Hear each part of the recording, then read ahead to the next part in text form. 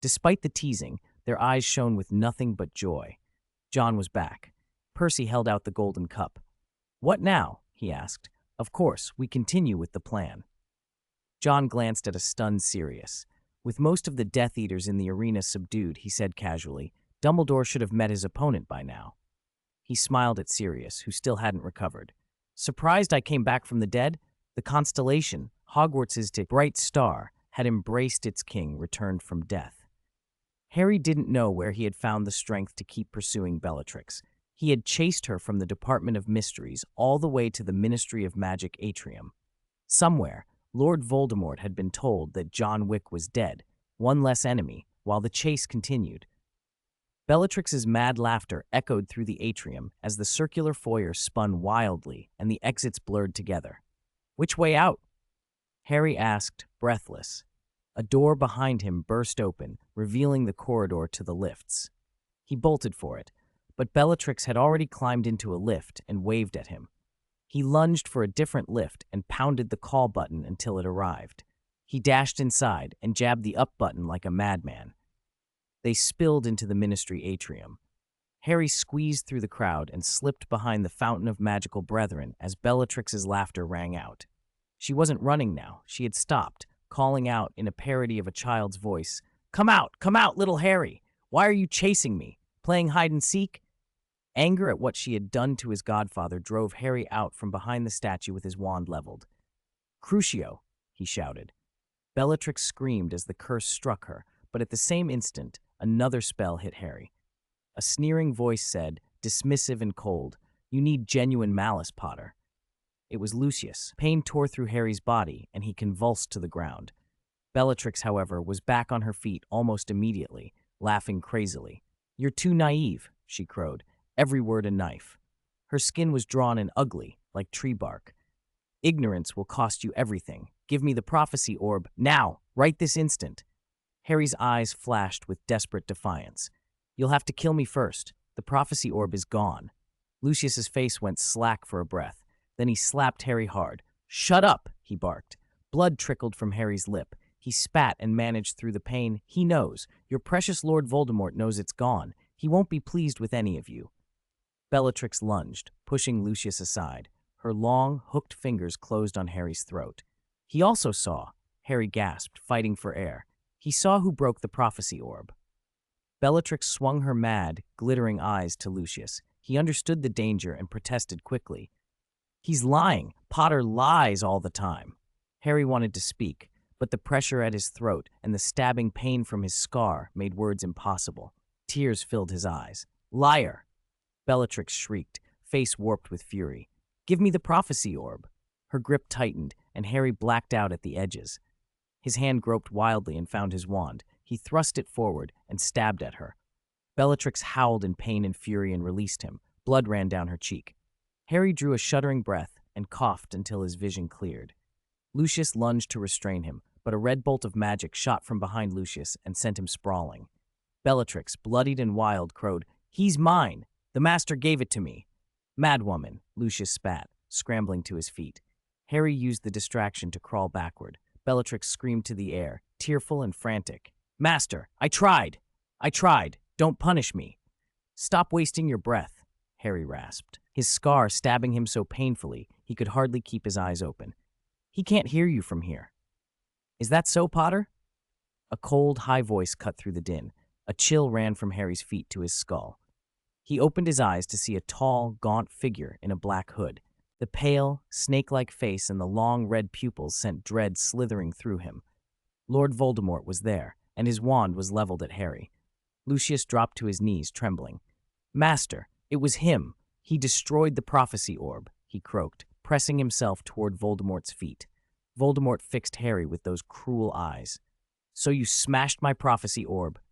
His gaze pierced Harry, and for a terrible instant Voldemort read and learned from Harry's mind. Then suddenly, he booted Lucius aside as if disgusted. Lucius's terror deepened. He knew it had been Draco who had smashed the orb. Voldemort turned to Bellatrix in a soft voice that held no mercy. "Bellatrix, he wasn't lying. I saw the truth in his mind." Bellatrix sobbed out, "Master, I'm sorry. I didn't know," but Voldemort waved her down. He ignored her pleading and raised his wand toward Harry. On this celebratory day, I have no words to waste on you, Potter. He uttered the curse with icy ease. Avada Kedavra! A green jet of light shot toward Harry. Beside him, the golden statue of a wizard, a figure near the fountain, sprang from its pedestal and crashed between Harry and Voldemort, arms outstretched.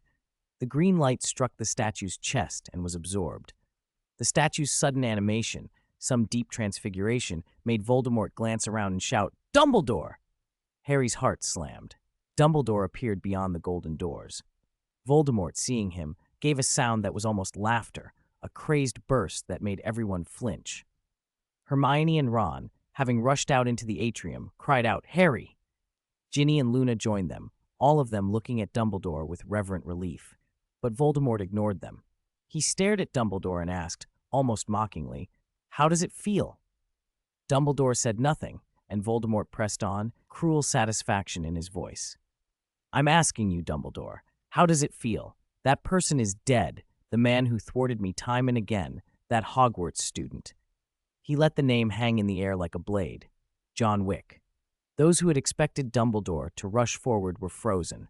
Hermione's voice trembled with disbelief. "He's not telling the truth, Professor Dumbledore." Dumbledore looked at Voldemort, and for the first time his eyes were steel. "Tom," he said quietly, "you killed him." Chapter 342. Is it me? Lord Voldemort burst into laughter, then pointed his wand at Dumbledore and spat. "It's you, Dumbledore. It was your distrust that killed him." The cold, high voice cut the hall like ice. Hermione stumbled back 2 steps and cried, "That can't be true." "It is true, little girl." Voldemort savored their stunned faces, dragging his scarlet tongue across his lips. "I used the vilest, most excruciating poison to kill that arrogant fool. Even I must admit his excellence. His death brought me endless pleasure." He pretended to ponder, sneering. "Let me guess, he begged on his knees for someone to put him out of his misery, screaming as the sun set." Each word was a blade in Hermione's chest. She clutched at her heart, struggling for breath. John, dead, poisoned. Images of him coughing black blood and collapsing filled her mind. Tears tracked down her face. Harry felt a cold spike of disbelief. John actually dead? Luna, oddly composed, said without hesitation, "John said he's fine." Her tone implied that John would be fine even if he were dead. The absurdity stung. Before anyone could react, Voldemort shouted, "Avada Kedavra!" He struck the moment the hall filled with grief. Dumbledore turned, robes whipping. The green light from Voldemort's curse missed as Dumbledore vanished and reappeared behind him. At once, Dumbledore flicked his wand, and the statues around the fountain stirred to life. A witch statue charged Bellatrix and Lucius. Lupin, who had just rushed out, met Zhuogang in the doorway, and they collided. A centaur surged toward Voldemort. Voldemort vanished and reappeared by the pool, firing green jets of magic. One bolt slammed into a pulled-over house elf statue and was absorbed. The golden statue of a male wizard threw itself across the floor to shield Harry and the others, but there were too many targets. Voldemort wove an illusionary charm, sent another attack at Dumbledore, then waved his wandless hand with violent force. The golden wizard statue took a brutal blow and flew aside. Ancient magic revealed Harry and the others, and Voldemort unleashed a concentrated hail of green lightning.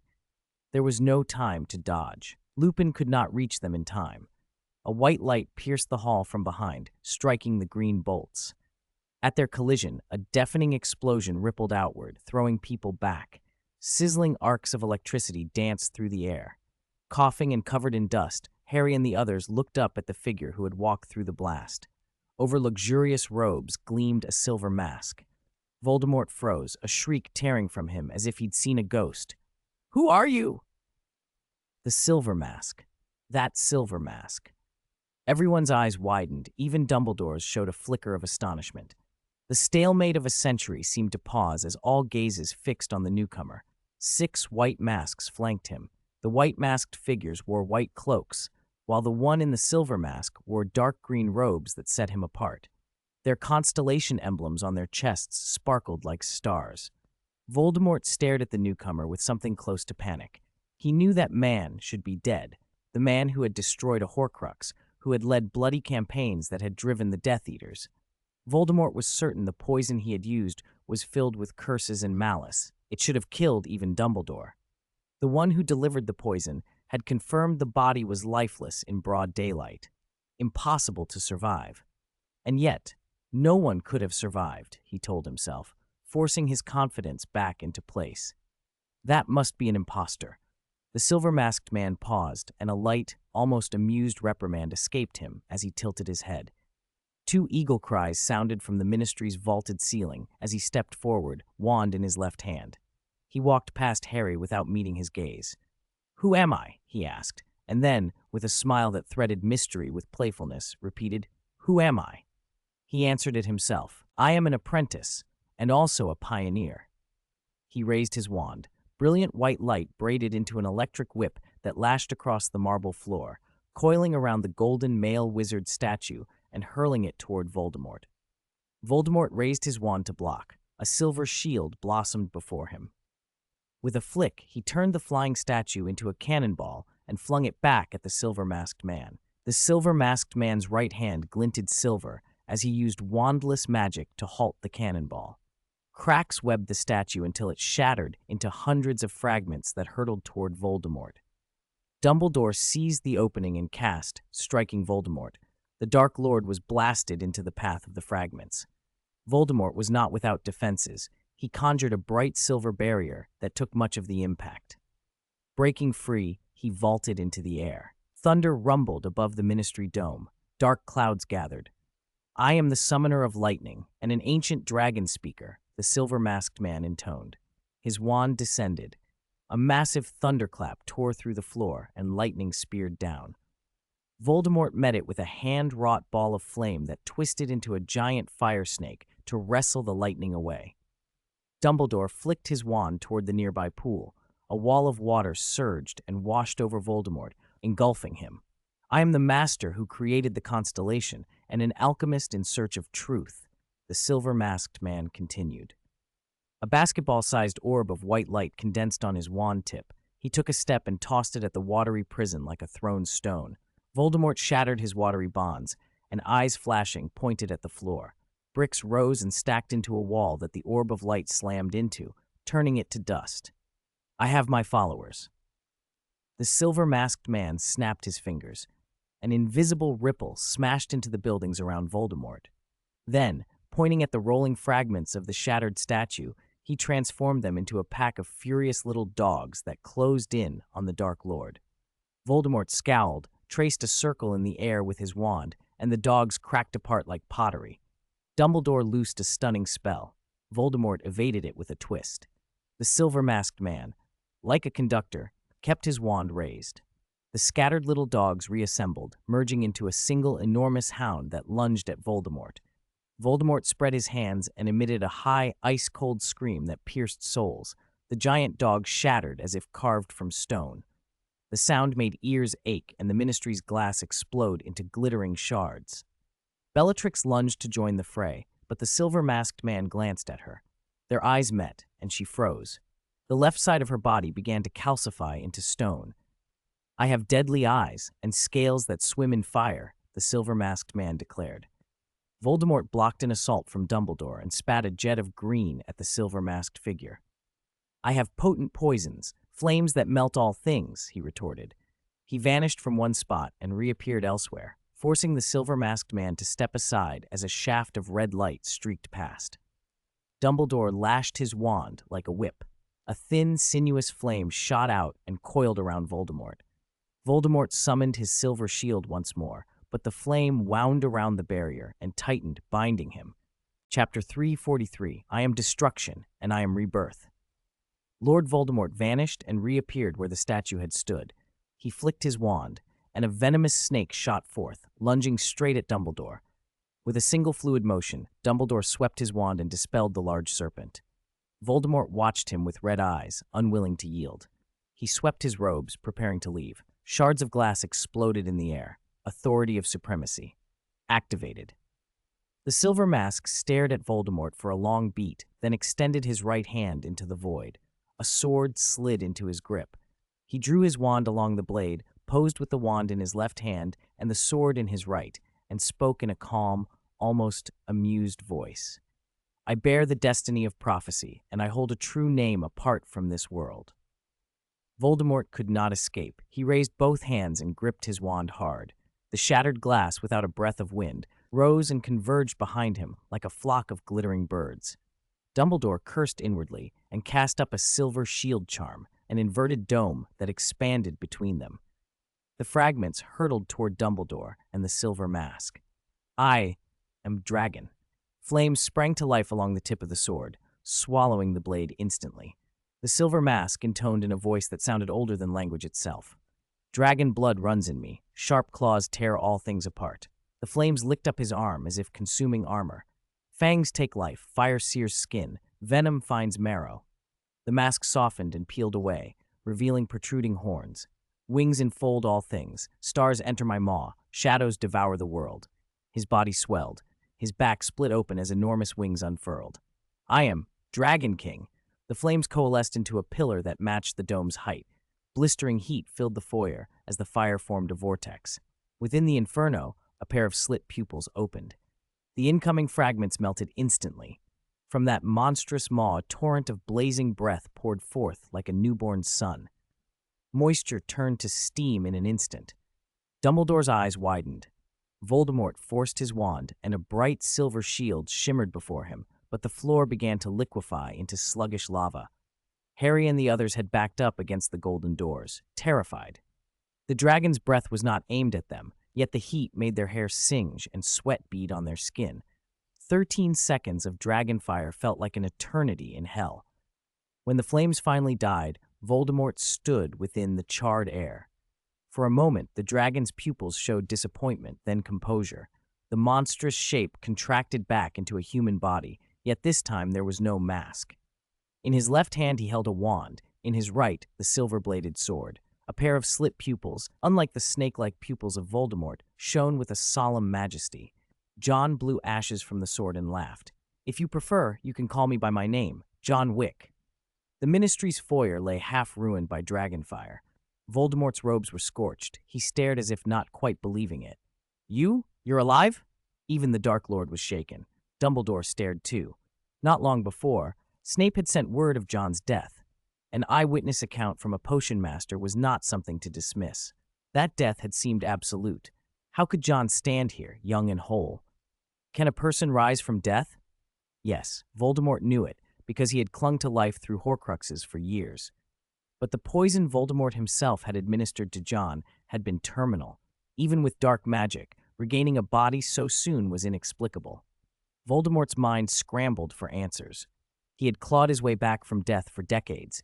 How could a mere student, however influential, return and possess such power? He stared at John, momentarily forgetful of Dumbledore. The foyer's inhabitants reacted in varied ways. Harry stood stunned. Hermione's surprise mingled with joy. Luna accepted it with her usual calm. Bellatrix froze, eyes wide.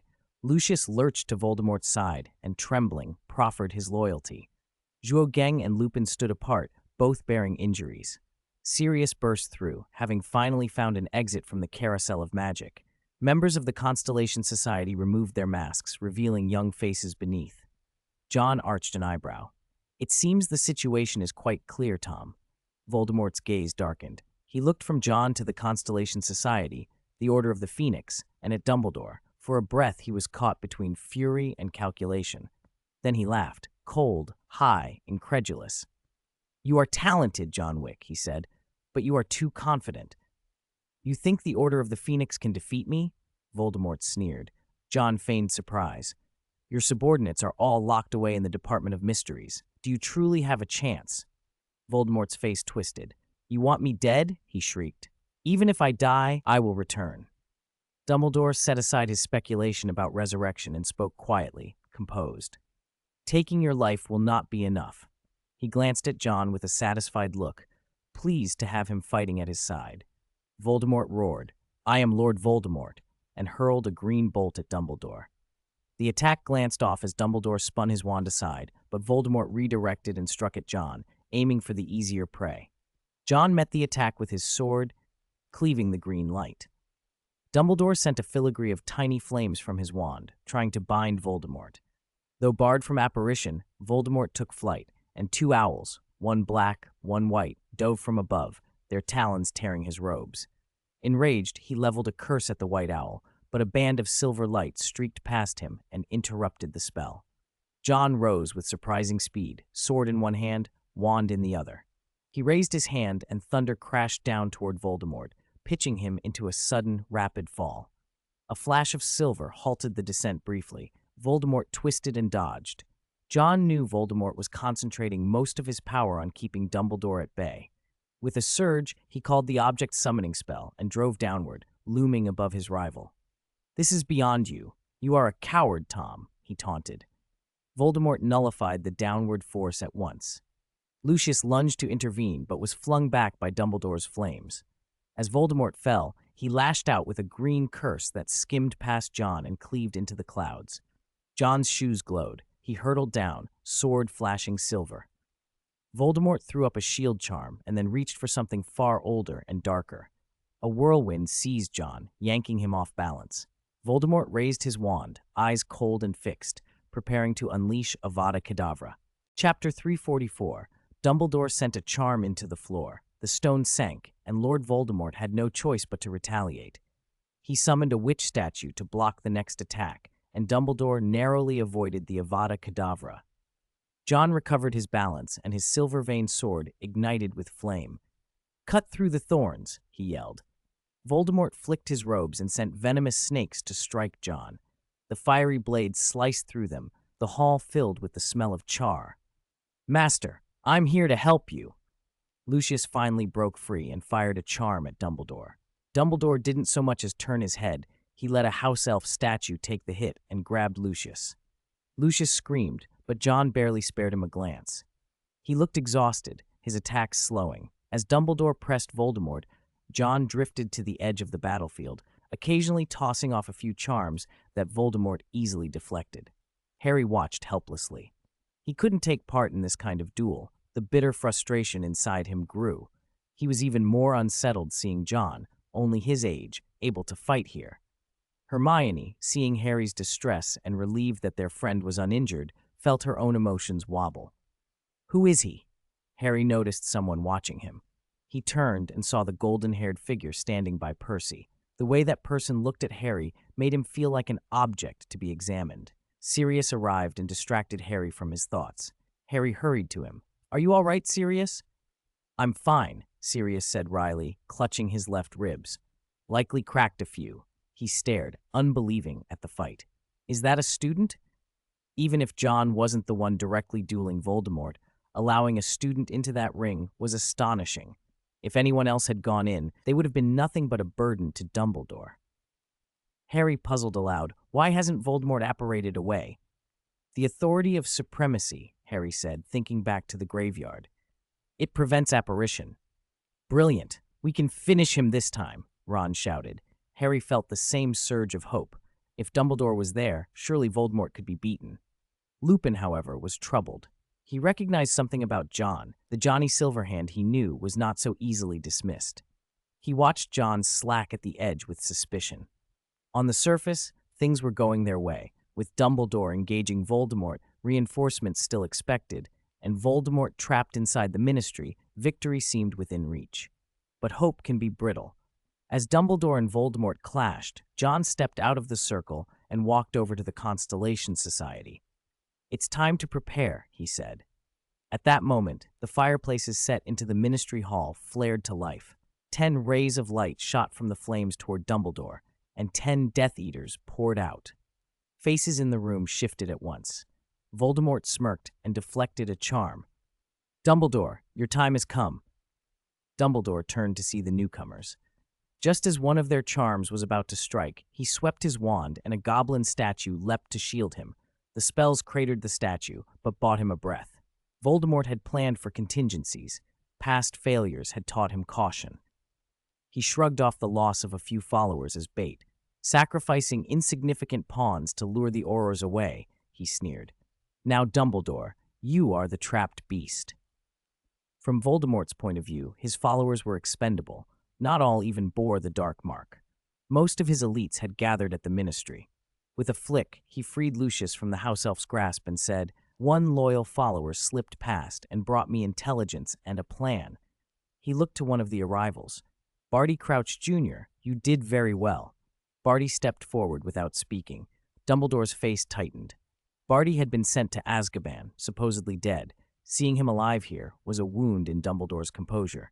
Sirius had a memory of the wretched man from Azkaban and felt his disbelief deepen. The balance of power had shifted. Offense and defense had reversed. On Voldemort's command, the Death Eaters opened fire. Crossed spells now threatened even Dumbledore. Sirius, injured as he was, engaged Rodolphus Lestrange, trading dangerous blasts despite his cracked ribs. Harry, Ron, Hermione, and the rest pushed forward. John's earlier dragon breath had left useful, heat-forged shards in covers throughout the ministry. Harry ducked behind a crystal remade by the heat and fired at Lucius. Lucius raised his hand to block, his eyes frantically scanning for his son. Dumbledore seized an opening to slip free from the encirclement, summoning a witch statue to intercept Voldemort's next strike. "Harry, stay inside," he told the boy. The ministry had turned into a trap. The Aurors had been drawn away by diversions.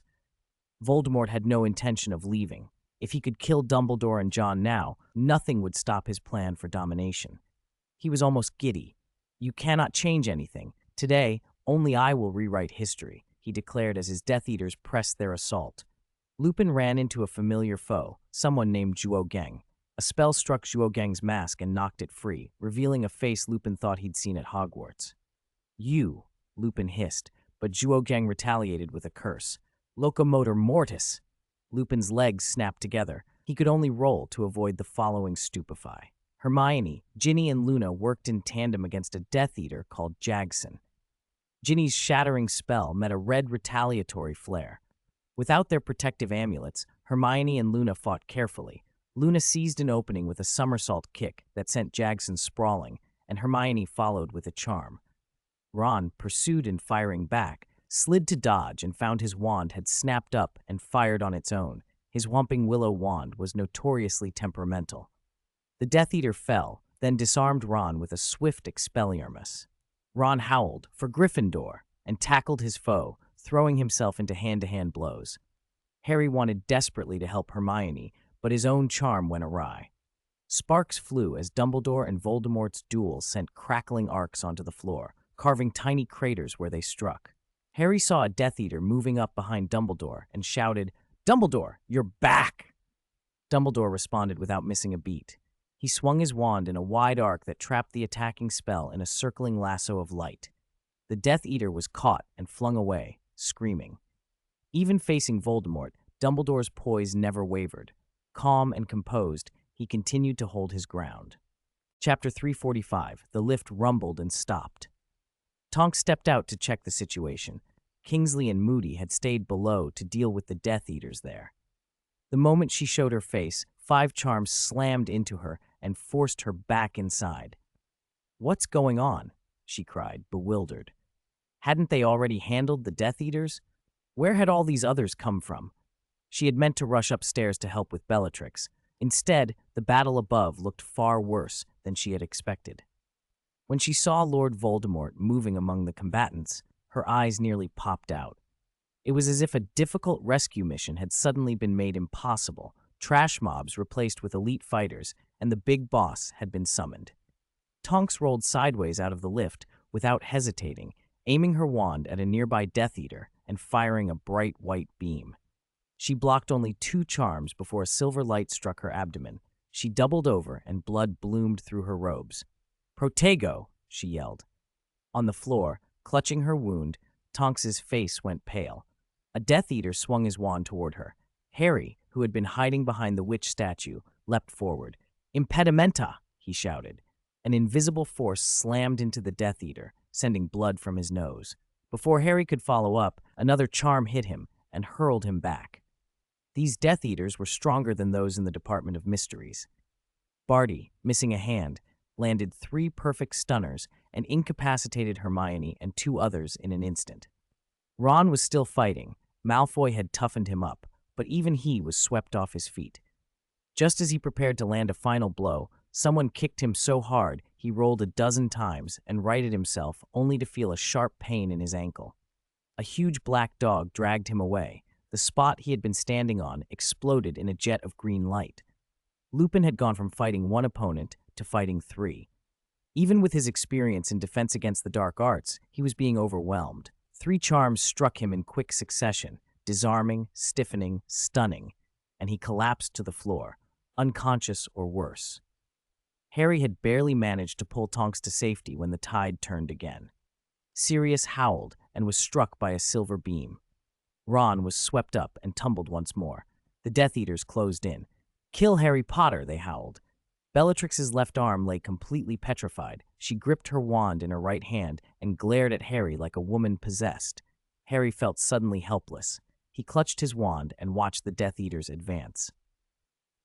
"Zuo-geng, come with me to aid our master," Lucius ordered at that moment, his voice crisp and decisive. The shape of the battle had shifted. His decision made sense. Rodolphus added, looking at Barty, "Barty, you and I will go too. Leave this to the rest of you." Voldemort was still locked with Dumbledore, and whatever influence Dumbledore could exert was being checked by the Dark Lord's authority. Barty nodded, and the four of them, Lucius, Zuo-geng, Rodolphus, and Barty, moved off to reinforce the fight with Dumbledore. They were no match for Dumbledore alone, but they could relieve some pressure. Bellatrix paid them no mind. She screamed, "No one can save you, little Potter," her voice ringing with madness. Tonks's breath came in shallow, painful gasps as she gripped her bleeding stomach and stood her ground beside Harry. Sirius had returned to human form, but he looked worse than ever. "The Savior's end is near," someone taunted. "Not necessarily," a voice said from the flank. A figure had appeared at the edge of the chaos. Bellatrix whirled. Her face went from triumph to startled fury. Johnny, stood there with a curious smile as though he had just strolled in from nowhere. "Harry," he said with a casual tilt, "how about a bargain?" Harry's heart lurched. John's eyes flashed a trace of something black. "This plan of mine, it's only missing one thing. You." His gaze flicked over Harry's companions. "So, what's your answer?" Without asking what the bargain was, Harry, desperate for a chance to save his friends, replied, "I accept. Save them, now." Bellatrix's face contorted with rage at Harry's dismissal of her. "Kill him," she shrieked. Her hatred for John surged to a fever pitch. John snapped his fingers. "Now." The floor beneath Harry gave way, and they all fell into a pit. A thunderous bang sounded before the Death Eaters, and a blond man apparated in front of them. Jin seized a Death Eater's wand hand, pressed his own wand to the man's chest, and with a banishing charm sent him flying like a cannonball. Out of a golden gate strode Cedric, sweeping his wand in a wide arc. A mist bled from the gate and quickly spread across the hall. Bellatrix saw it and spat. "Retreat from the fog." Two red beams cut out of the mist and struck two Death Eaters. A poisonous snake coiled around Bellatrix's ankle. A large hand reached from the mist and grabbed another Death Eater's wrist. A silver light then drove through his abdomen with sickening force. Percy flicked his wand and disarmed a Death Eater with a single Expelliarmus. Fleur leapt and fired a staccato of charms that grazed an unfortunate man's ear. Cedric tapped a stone. It transformed into a small bird and flew straight for a Death Eater's face. The mist rolled outward like a tide. Bellatrix had just managed to deal with the snake when a platinum head burst from the fog. "It's you!" she cried. "Of course it's me!" Draco snapped, and with no mercy for the woman he might as well call family, he shouted, "Cruciatus! No! Avada! Blasting curse!" The charm screamed toward Bellatrix and struck her petrified arm. It exploded the arm apart. Bellatrix screamed, raw and unhinged. "You look much better like this, ugly hag," Draco taunted. Her fury became pure madness as she surged forward to attack Malfoy. The previously certain death reversed in the space of a breath. Harry, trapped in the pit, looked up at the spreading fog. He recognized it, the same kind of fog they'd seen in the Department of Mysteries. He tried to climb out. Sirius began to scramble up to check on the others, but his injuries made him pause. "Harry, stay here," Sirius urged, pressing the warning with the gravity of an animal who could smell danger. "You're hurt, Sirius," Harry protested. "Let me go check on them." "You're the most important," Sirius said firmly, his voice breaking. "You're our hope. Voldemort wants to kill you. You must protect yourself." Harry fell silent, feeling the weight of being the savior press down on him. He thought of Draco's earlier words, "You are not the savior, Potter," and of Hermione and the others out there. "And Moony and Dumbledore," he added. "They'll manage," Sirius said, nodding at Tonks, who was still standing guard. "Tonks, watch Harry." Tonks nodded, pale but steady. Sirius sniffed the air, instincts flaring. He could pick out the scents of nearby allies and enemies. He shifted back into the black dog, wanting to track Hermione and the others first. Hermione came to slowly and opened her eyes to the ongoing battle. "Ginny, Luna, wake up," she urged, shaking her friends. The Death Eaters had fled from the mist and were coming this way. The three girls crouched and tried to move away quietly, but a hand grabbed Hermione's sleeve. She instinctively clasped Ginny's arm. Ginny grabbed Luna's. They were pulled into a small shelter. As they went to draw their wands, they saw Lupin, pale-faced and winded. "Don't go out. It's chaos," he managed. He had to stop several times to catch his breath as he spoke. "Lupin, are you all right?" Ginny asked, leaning close. Lupin managed a forced smile before he turned to Hermione and said in a low voice, "Do you know why John would appear here?" Hermione frowned. Not long ago, she had been rocked by the shock of John's death and then his return. She shook her head and bit her lip. "He must have his reasons. Maybe he came to save people." "I'm afraid it's not that simple," Lupin said, sweating and wheezing. "I once worked with Johnny Silverhand. He isn't as kind as he looks. He might have come with a purpose, and I suspect that purpose involves Harry." Lupin's warning made sense. When he'd first woken, he'd overheard John's bargain with Harry. As someone who'd known Johnny Silverhand professionally, Lupin had seen the other side. A ruthless man who could take a life as casually as a bargaining chip and who knew how to seize hearts with a single offer. Harry's being at the center of John's plan was not a good sign. Hermione hesitated, torn. She trusted John. She'd never heard of him doing anything truly malicious. "John wouldn't do that," she said slowly. "He has conflicts with Harry, but he wouldn't harm him." Ginny looked uncertain as well. The stories they'd heard of John had never been straightforwardly wicked, but Harry's safety was everything. Luna, always steady, answered with conviction. "John wouldn't hurt people. He is a gentle soul." Lupin coughed and sighed, helpless. These children hadn't seen Johnny Silverhand's harder side. They still thought of him as a student or a friend. Lupin's eyes lingered on them, wondering how to make them understand that some people wore kindness like a mask, and sometimes it hid more dangerous depths. Chapter 346. That was Johnny Silverhand. In only a few years, he had amassed enough influence to sway the entire magical world. He wasn't some naive lamb.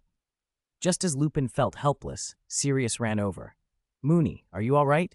Padfoot, Lupin saw that Sirius was badly injured too. The key to this battle lay with Dumbledore. At that moment, Dumbledore and Lord Voldemort were close to deciding a victor. The effect of the authority of supremacy had already worn off. Voldemort flicked his hand, dismissing the troublesome Lucius, and Dumbledore seized the chance, waving his wand so the ground sank beneath them. "Are you running?" he taunted. Dumbledore knew killing Voldemort now would be pointless. It would only drive him to vanish and return later. He could only force him to retreat. Voldemort's expression changed. He had counted on the Death Eaters and their support, but they were proving useless. From the corner of his eye, he saw someone rush out of the mist. He smiled, then his body suddenly vanished. Dumbledore's face tightened. He swept his wand in broad motions. "Hermione, Ginny, Luna." Harry called out the names of his friends. The witch statues lunged toward him as he rushed forward. Just as they reached him, his scar seared with pain and a burst of power erupted from him, repelling the statues. Fragments of earth swirled and formed a ring around him, enclosing him. Dumbledore deflected a charm from Lucius, knocking him and another person aside, then walked toward Harry, who looked different now. His stance was serpentine. His eyes narrowed into vertical slits. He sneered at Dumbledore. "You lost, old man." Dumbledore's voice was soft but grave. "Harry, the key isn't how much you resemble him, it's how you are different." Those words hit the controlled Harry like a stimulant. Memories flashed through his mind. Hogwarts, the old black house, family, friends, the Weasleys, his godfather. He writhed on the ground, twisting. An image of Voldemort surfaced and hurled pain through him. Dumbledore watched with concern. Hermione, Ron, and the others rushed out, faces filled with worry. Harry looked at the friends and family who had stood by him, and teeth clenched, spat. "You're the weak one, Lord Voldemort. You will never understand love or friendship." He lay on the ground and spoke with a tone of pity. "I truly feel sorry for you." The images in his head rewound. The world around him seemed to rewind too. Darkness welled up from within Harry, throwing dust into the air until it formed a barrier that cut them off. The blackness condensed into a figure. Lord Voldemort stood before Harry, wand in hand, sneering, "You are a fool, Harry Potter. You will lose everything." Harry stared at Voldemort. He knew Voldemort was trying to escape. Before he could mock him, a voice cut in, and John appeared inside the circle, chuckling. "If you two are done talking, then it's time we talked." Dumbledore barred from entering, froze in surprise. Hermione saw John and cried out, "John, save Harry!" Voldemort barked incredulously. "How did you get in here?" John pointed up at the sky and grinned. "The constellation guided me." They all looked up. At some unknown moment, the Ministry's dome had turned to a starry sky. Hundreds of stars glittered, and the constellation transformed into brilliant auroras that descended and wrapped around them. John shrugged off his cloak, flung it behind him, and looked Voldemort in the eye. "Third time. Ready, Tom?" Voldemort's face hardened. Outside, Barty propped himself up with one hand, eyes fixed on the scene. The outcome of this duel would decide his future. John smoothed his sleeves and wore an indifferent expression. "If you've had a full Hogwarts education, you should know." He smiled faintly and held his wand upright in his left hand. The etiquette before a duel. Is he mad? Sirius thought. John acknowledged the boy's power, but he actually intended to duel Lord Voldemort? It was insane. Dumbledore moved to act, but 6 loud bangs cut him off as members of the Constellation Society formed a barrier, blocking him. "What are you doing?" he demanded. Ginny leveled her wand and said calmly, "How can we let you hinder our king?" "Don't steal my line." Malfoy snapped at Ginny, then added coolly, "Not even you, Dumbledore." Neville silently drew his sword. Fleur pushed her hair back. Cedric gave a wry smile but didn't move his feet. Percy shot his younger siblings a gloomy look. Behind Lucius, the Death Eaters rose again. A Death Eater whispered, "What do we do?" Lucius was unreadable. "We can only wait," he said. If they fled now, Voldemort would return to settle scores later. Yet facing Dumbledore, they had no advantage either. The Death Eaters were unwilling but helpless. Tonks leaned against Lupin, feeling suddenly how reliable he was. Dumbledore, prevented from acting by his students' loyalty, had no choice but to hold back. Inside the barrier, John bowed slightly, elegantly. Voldemort sneered. "You have great audacity, daring to challenge me to a duel." John slipped a silver ring onto his left hand and chuckled. "Why not? Should I fear a defeated opponent?" Voldemort's face darkened. "Do you think you're so smug because you beat my soul fragment by taking advantage of the situation? Then defeat me properly, Tom Riddle," John shot back. "Don't say that name." Voldemort hissed. He raised his wand and launched an attack. John made a grasping motion. A silver sword flashed into existence and cut through the charms fired at him. He raised his left hand and white light erupted, splitting into several rays. Without Dumbledore's restraint, Voldemort's power felt even more terrifying. John had once seen him from afar and almost been killed by him. Green light stabbed the ground. John dodged, bracing with his right hand while his left delivered the main assault. Their spells crashed together in a fierce clash. Harry, trapped between them, watched the green and white light flash and trembled. "Is that all you've got, Tom?" John roared, silver glinting on his left hand. Embedded there wasn't a simple magic crystal, but a super magic crystal. A charged, shattering spell turned into a blinding white radiance as a black tide surged from Voldemort's wand to engulf John. The two attacks met and held each other in a stalemate. Voldemort glanced subtly at Dumbledore. He knew he couldn't prolong this. The blackness contracted into a massive impact against the barrier. Voldemort spun his wand, and the familiar cadence of dark charms rang out. Black energy flashed in John's eyes. He, too, turned his wand and answered. "Avada Kedavra! Reducto!" Green and white collided. Harry felt like he was back in his second year, witnessing John's duel with Tom Riddle. As the two colors met, Harry scrambled away. At the point of collision, a celestial melody rose. Wand and light trembled as if electrified. The beam linking the two wands burst into dazzling gold. A sense of déjà vu washed over everyone present. Dumbledore's face changed abruptly. This is... John and Voldemort were flung upward. Thousands of light arcs appeared above them, intertwining into a golden dome-like net that kept everyone at bay. It wrapped around Harry as well. The Phoenix's song filled the air and set their hearts thrumming. Dumbledore's expression grew especially solemn. He remembered that there had been only 2 wands ever made with feathers from Fawkes. One was in Harry's hand, the other in Lord Voldemort's. What was going on? "If you think you can stall me like this, it's useless," Voldemort said, fixing John with a cold look. "No one can get in." John, pressed beneath a weight of power that made the air tremble, only chuckled. "Did you forget there's a third person?" Voldemort's expression hardened as he glanced at Harry. "You want him to kill me?" His voice had an edge of genuine fear. "This is a duel, the glory of defeating the Dark Lord, and you want to hand it to him?" "No," John said, shaking his head as if correcting a child. "Do you know something?" "What?"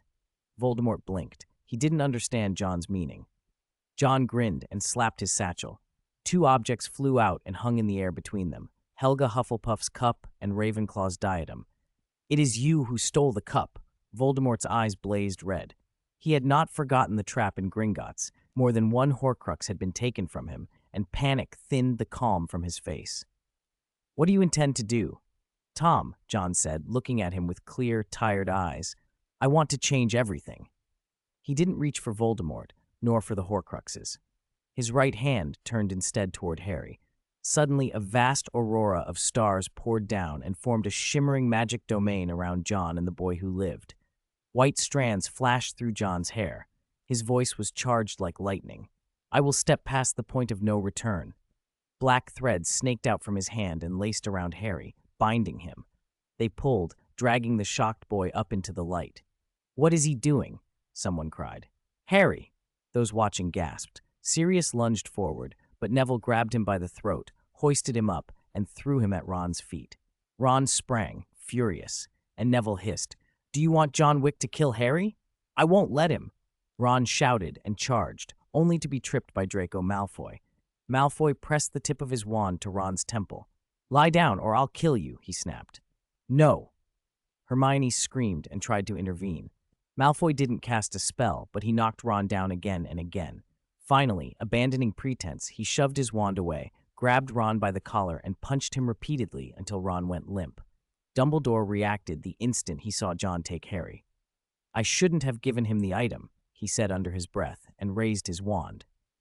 Ginny and Percy moved as one, but they were no match for Dumbledore's power. Fleur stepped in as well, but a flick of Dumbledore's wand froze her in place. Cedric attempted a transfiguration to slow Dumbledore, apologizing as he cast, but Dumbledore tore through the spell. Then Dumbledore's progress stopped. The stellar aurora had formed a barrier, a dome of glittering, crystal-like stars, and even he could not break it quickly. He looked up, eyes narrowing. The stars above were not mere light, they were magic crystals sealing the space. Inside that impossible shell, John had already taken Harry. He spoke softly to the boy. "Do you remember our deal?" Harry's mind fought to catch up with what was happening. He remembered promises, bargains he'd made with John in the past. "Are you going to kill me?" he asked, unwilling. "No," John said, unnervingly calm. "I'm only going to take something from you." Before Harry could answer, pain exploded behind his scar. John's fingers had touched the mark, as if to pry it open. Harry screamed as 1,000 pins of pain drilled into his skull. Everyone watching felt it like a collective wince. Silver filaments streamed from the floating diadem and burrowed into Harry's body. "That's a soul," someone breathed. Dumbledore's face drained of color. John was using souls like tools, like blades. Where had he gotten so many? The silver threads probed Harry's mind, and John guided them deliberately through the boy's consciousness. Harry's surroundings blurred and shifted. The pain mounted until, just before his head would have split, his awareness snapped into another place. He found himself at a white station, a clean, empty platform like a train station. The headache vanished instantly. It felt neither hot nor cold. It felt like a place out of time. John was there, waiting on a bench, and Harry realized at once where he was. This was the limbo, the wandering realm between life and death, the place Harry had once seen. Steam hung in the air like a mist. The far-off scenery looked half-built, impossible. Harry sat up. His glasses were gone from his face, but his sight was clear. The limbo shaped itself to each soul. This station was Harry's deepest imprint. John lifted his hand and gestured to the bench. "Make yourself at home," he said. Harry hesitated, bewildered. How had he been pulled here? Why had John taken him? John patted the bench and sat, casual as if they were old friends sharing a platform. After a moment of wariness, Harry sat. John made a small conjuration and offered Harry a Bertie Bott's every flavor bean. Harry blinked, took it, and when he tasted it, frowned. "It has no taste." Of course it didn't. John said, had no sense of flavor. He shrugged. "This place is the limbo, between life and death." "Are we dead?" Harry asked, confused. "Almost," John answered, tossing a bean into his own mouth with a humorless smile. "Do you notice the way Dumbledore fears me?" Harry thought for a moment. He had been at odds with Dumbledore lately. He had felt the distance, but hadn't dwelled on it. "A little," he admitted. "Because he's afraid," John said. "Of me." "Afraid of you?" Harry said, a disbelieving laugh escaping him. "That's Dumbledore." "You've seen Tom, Lord Voldemort," John said, nodding. "You saw what he's become. No nose." He glanced at Harry. "That's the cost of forbidden magic." Harry winced. Voldemort did look monstrous. John forced a tiny, self-mocking laugh. "I've dabbled in the forbidden, too." "But you have a nose," Harry said, blunt. John choked, incredulous. "The price isn't always a nose," he said. Then his voice grew quieter. "Time and souls, those are forbidden, and I touched both." Harry had only the faintest sense of what John meant. He had meddled with time and seen souls himself. He reached for some measure of comfort and failed to find it. "I'm not you, Harry," John said simply. "You're the savior. I'm just ordinary." Harry stared at him, trying to reconcile the John on the bench with the man who could pull him through realities. He muttered under his breath, half to himself, half to the place they stood. "What kind of ordinary person are you?" Chapter 348. "I knew Dumbledore was wary of me," John said with a self-deprecating smile. "I used to believe he would always treat me fairly, until certain things happened." He fixed Harry with a look that shut him up. "About Heinrich, No need to apologize," Harry cut in. John crushed the bag of every flavor beans in his hand. The bag evaporated. He stood and said, "I've told you so much because I want you to know. When it comes to souls, I'm an expert. There are things I know better than Dumbledore. For example, the other soul inside you." "Another soul?" Harry felt as if he were overhearing gossip about himself. John closed his eyes, and many small spheres of light rose from his palms like tiny sprites. They darted across the station, then coalesced into a rope in John's hand. He hauled, and a naked, curled-up, red-skinned child was dragged free. The thing was frail, so weak John controlled it with a single thread of power. When it was brought before Harry, the boy's face went pale. "What is that?" Harry whispered. "This is Tom's soul," John said, regarding the fragile thing. "Do you remember the diary we destroyed in your second year?" "I remember. That's where I learned Tom Riddle was Lord Voldemort's name. To be precise, Tom was a fragment of Lord Voldemort's soul. He split himself to make Horcruxes into 6 pieces, not counting the part clinging to you." John stepped forward and pressed the sole of his shoe lightly against the child. It let out a piercing animal scream. "As long as the Horcruxes exist, Lord Voldemort cannot truly die, and one of those fragments, one of his anchors, is you. You are the 7th Horcrux." Harry felt a sick pang of pity, then shock. "You mean I'm a Horcrux? I don't remember. When did this happen?" "Your scar," John interrupted. "On the night your parents died, when Voldemort himself was struck down, a shard of his soul latched onto you." He looked at Harry with calm, terrible certainty. "That means as long as you live, Lord Voldemort cannot die." No one would have suspected, neither Voldemort nor the world, that the boy who lived was his maker's safeguard.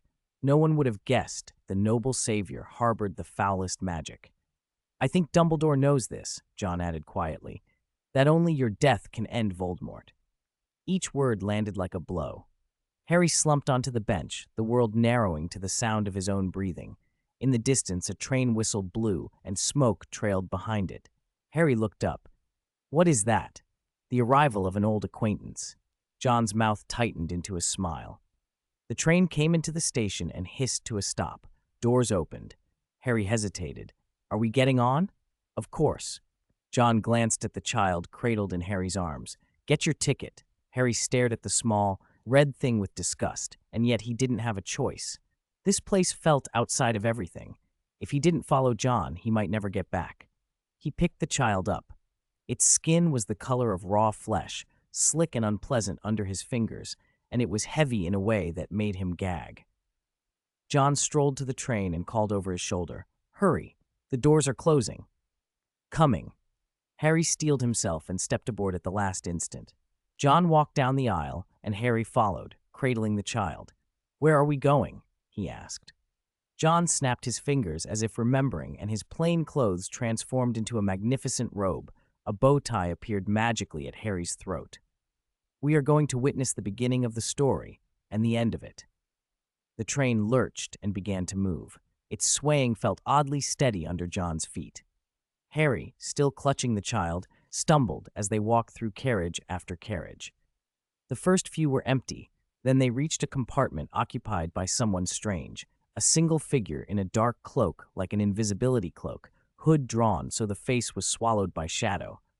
Harry felt an instinctive wrongness. John had said they were in a realm between life and death. How could there be anyone else here? "We meet again," the hooded figure said. Harry could not tell if the voice was male or female. "I thought I caught a glimpse of you." John took the seat opposite. Harry hesitated, then sat as well.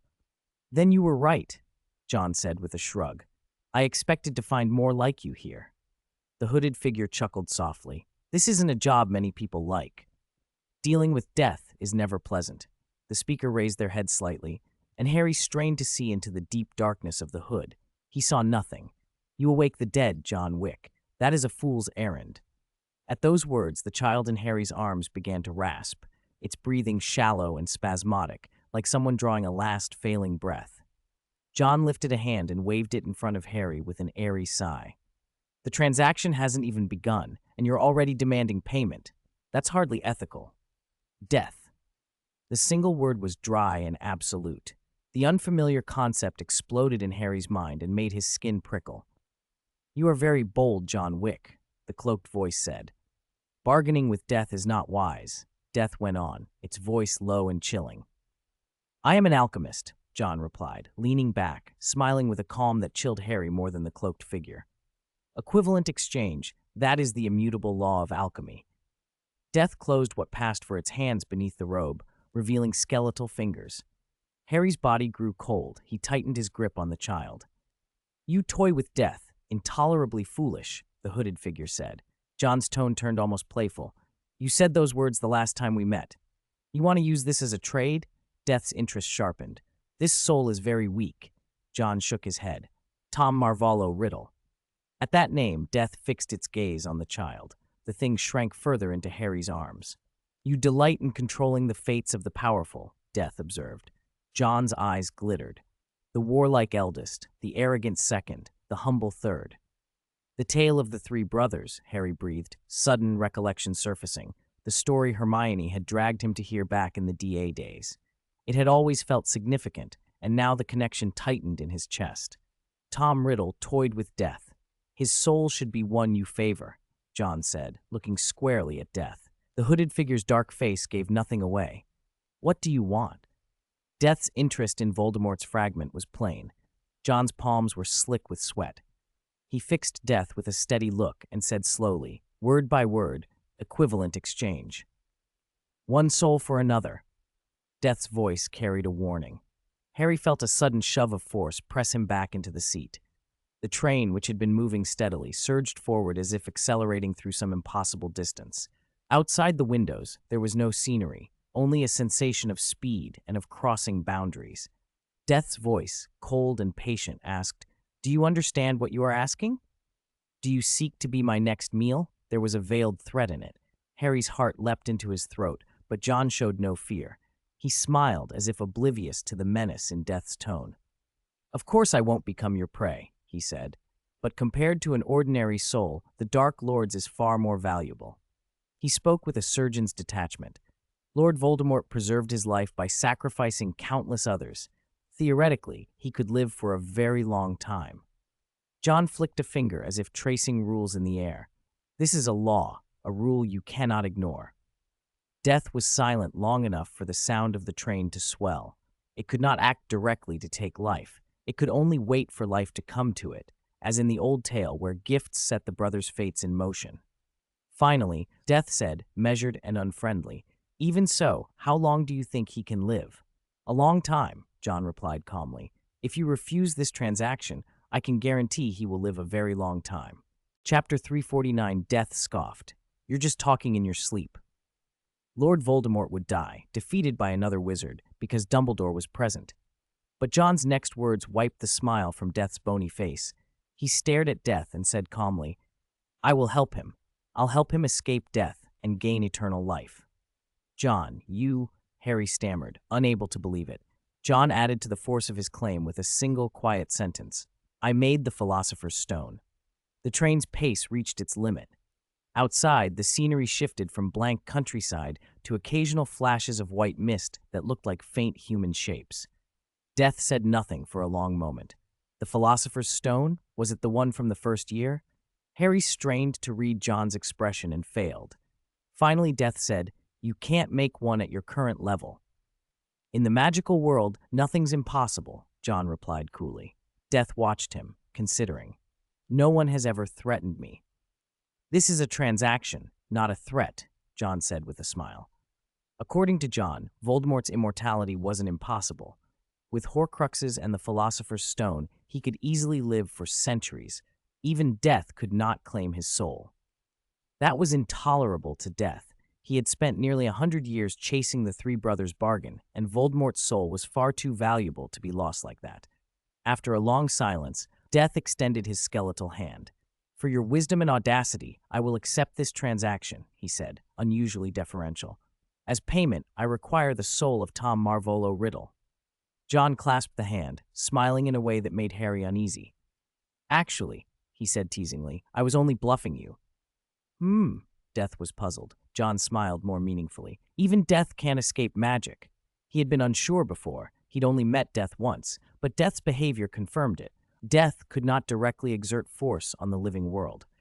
He remained subject to magical law, and if something sat within the scope of magic, a golden thread unfurled from the back of both their hands and braided together where they held. "What are you doing?" Death asked. John grinned.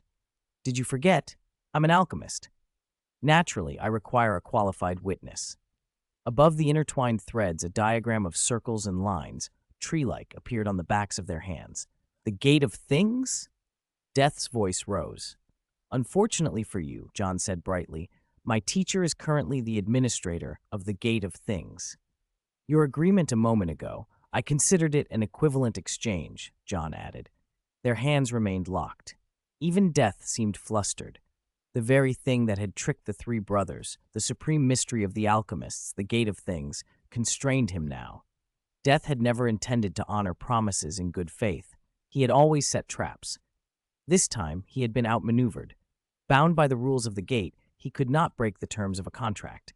If Death had a face, it would have looked ugly.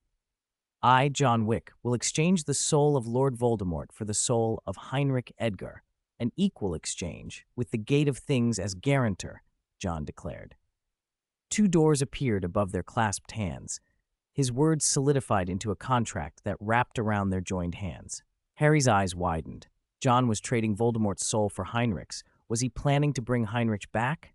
Magic couldn't truly resurrect the dead. Hogwarts first years knew that. Yet John had invoked ancient, terrible magic. Death sighed, genuinely moved. "This is ancient magic," he admitted. "Few even know of it." John had the most powerful alchemical teacher in history. He had stood before the gate twice. Death slowly nodded. The contract on their hands disappeared and a parchment scroll materialized. Death tucked it into his robe. Just as Harry thought it was over, Death sneered. "You are clever, John Wick. But remember, playing with death never ends well." "You needn't worry about that," John said calmly. The train slowed and then stopped at a station swathed in mist. Death stepped off. Outside the window spread a world of endless fog. Harry thought he saw a couple waving, but before he could focus, the train moved again. John, who had been tense, finally relaxed. His palms were damp. Even he could only act untroubled while facing death. The landscape returned to more familiar sights, the route toward Hogwarts, but the track ahead was a dead end. Harry inhaled sharply. Oh no, there's no way forward. The unmanned train hurtled straight for the dead end. Death had one last petty trick, John shrugged. Childish temper, he muttered. He held Harry down and took a black feather from his pocket, pressing it into Harry's hand.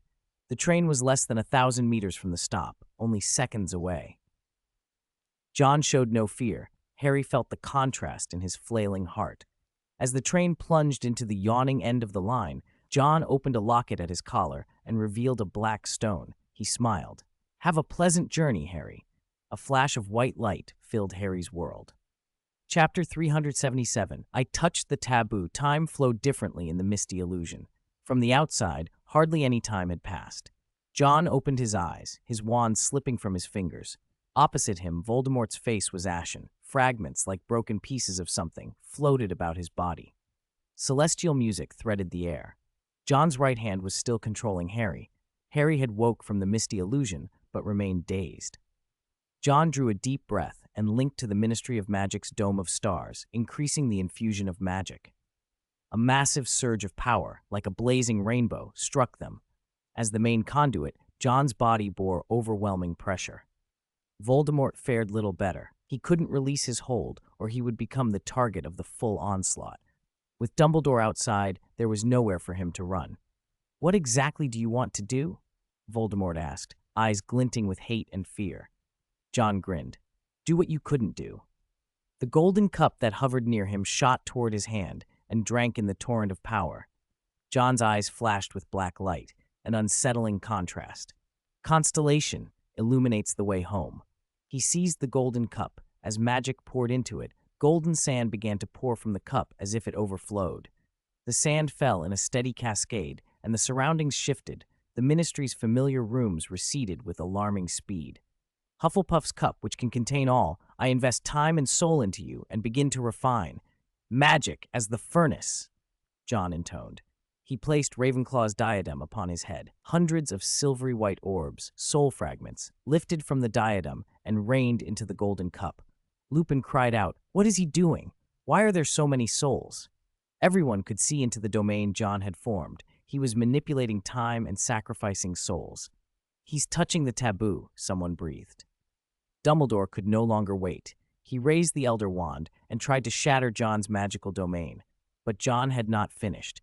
After investing time and soul, the Hufflepuff cup blazed like a little sun, radiating a dreadful, refining light. "Stop it, John," Dumbledore roared. At that moment, the members of the Constellation Society, whom Dumbledore had earlier knocked down, stood up in unison. Dumbledore faltered, complexity in his expression.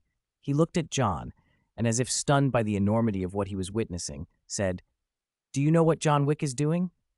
"I don't know," Malfoy grinned, "but I do know he's doing something no one is allowed to interrupt, and that's enough." The members of the Constellation Society raised their wands as if to declare war on Dumbledore. The headmaster's expression was complicated. He understood the stakes, but what John was doing now went far beyond anything Dumbledore could tolerate. The power in play could destroy all of London. John's left hand held Lord Voldemort restrained. His right hand gripped a golden cup aloft. Harry, helpless under the soul-eating curse, stood between them. The three formed a trembling triangle. John poured the last ingredient into the cup, a blood-red philosopher's stone. It floated up, and indistinct whispers in an ancient tongue, one understood by only 3 people, spilled from the cup and filled the great hall. A magic circle bloomed around the golden vessel. Voldemort stared at the stone with avarice. He recognized it as the thing he had once hungered for. If he were free, he would try to snatch it. But he was bound. Around them, the Order of the Phoenix sprang into motion. Ignoring the Death Eaters, they attacked the Constellation Society. Neville blocked Sirius, Fleur intercepted Tonks, Cedric faced Lupin. Percy, Ginny, and Malfoy lunged together at Dumbledore. The veteran wizard repelled them, wand flashing, and a surge of mighty magic struck the enormous magic domain, making it shudder. As the Philosopher's Stone settled into the golden cup, John's face grew harder. The contact signaled a forbidden fusion. Golden sand spilled, floating souls whirled, The blood-red stone and the cup coalesced beneath an immense surge of power. John drew them into a pattern, refining them into a single terrible ring of power. The great taboo that controls time, life, death, and creation. When the three become one, it is. John's voice cut off as he tightened his grip on the cup. Under the strain of the fusion, he finished, the Holy Grail. Sun-like light receded from the cup, and the sky over London shifted color. A massive tremor warned of something being born that defied heaven. A great crack ran across the ministry's plaza. The stars painted on the dome dimmed. The golden line of the standoff between John and Voldemort quivered as if it might snap. Both of them were under unbearable pressure. John wore a crown of light, his pupils narrowed to vertical slits. Voldemort felt a cold, fatal sensation enter his heart and closed his eyes at the warning. "Soul, come back." For a moment, John cast without a wand. Voldemort's body stiffened. The balance between them wavered. Ghosts poured from around Voldemort as the tether between the two men broke. John lurched, but kept his gaze fixed on Voldemort. The magical domain that had held them together began to dissipate. The Constellation Society erupted. Ginny threw herself forward and interrupted the spell Dumbledore was preparing. Percy slid in and wrapped his arms around Dumbledore's leg. Malfoy charged, but was seized and flung away by the old wizard. The three of them became a relentless barrier to Dumbledore's intervention. John stepped toward Voldemort. The Dark Lord, thrown back by the backlash, could not move. John released the cup, leveled his wand at Voldemort, and whispered the incantation in that ancient tongue again. "Soul, come back." White smoke trailed from Voldemort's body. Under the horrified gazes of everyone there, pieces of his soul began to be drawn out. Harry watched with wide, shocked eyes. Voldemort, for once, was undone. "No, this is impossible." John gave him no time to wring his hands. He shuffled forward, exhausted, and thrust the wand toward Voldemort. "Soul, come back!" He roared, and the Dark Lord's soul was ripped free in a rush of silver light that sucked into John's wand. Voldemort's vision blurred. He felt himself drawn into a strange, remote space. When his sight cleared, three figures stood before him, faces from his past. Tom Riddle. All that death wanted his soul, and John needed it gathered into the Grail. Inside the cup, the souls seemed to condense into something tangible. John blinked, a touch dazed. Voldemort had been dealt with. One obstacle was gone. The rest of his plan, resurrecting Heinrich, now seemed within reach. The Death Eaters stood in stupefied silence, as if the sky itself had fallen away. John clutched his wand. He only needed the last two souls. He turned his gaze to Harry, still restrained and still under the curse. He walked over and raised his wand. "Do you remember what I told you, Harry?" Harry's voice was small and startled in reply. "You must keep your ticket safe." Harry realized, with a lurch, that none of this was a dream. He stared at John and at the wand that had just extracted Voldemort's soul. Ghostly shapes drifted nearby. Some of them tried to come to him, but John was unmoved. He brought the wand nearer to Harry. With Voldemort's soul removed, the flashback tether between him and John snapped. To everyone else, the scene was clear. John was about to take Harry's soul. Dumbledore, repulsed and anguished, moved to stop him. He repelled Malfoy. Percy collapsed unconscious, and Ginny was pinned beneath a statue of a house elf, conjured to hold her down. Dumbledore lifted his elder wand, looking at John with profound sorrow. "John, you still chose this path," he said, voice breaking. He could not bear to watch Harry's soul taken. The elder wand answered his grief with raw, unleashed power. A vast beam of light poured from it, intensified beyond anything seen before, and slammed into the magic domain between John and the boy. The domain convulsed and shattered. "Soul, come back." Harry felt it before he understood it. His body turned rigid as stone, and his consciousness peeled free. He felt himself lift, hollow and light. It was not a pleasant sensation. His mind thinned to a blank, and from above he saw his physical form with its eyes rolled back. His most private, hidden self now hung exposed for all to see. Unable to retrieve the chapter content to edit, the Mobius loop detonated. 9 ancient shield charms flared to life across John's body. The red lightning struck with terrible force. It shattered 2 of the charms in an instant, was stopped by a third, and dissipated against the rest. Lupin, Moody, Tonks, and Sirius each consumed one of the 4 remaining protections. Ginny and Ron took 2 more. The 9 amulets were just enough. John looked up at his flying wand, then slowly lowered his gaze to the vinewood wand perched in the air.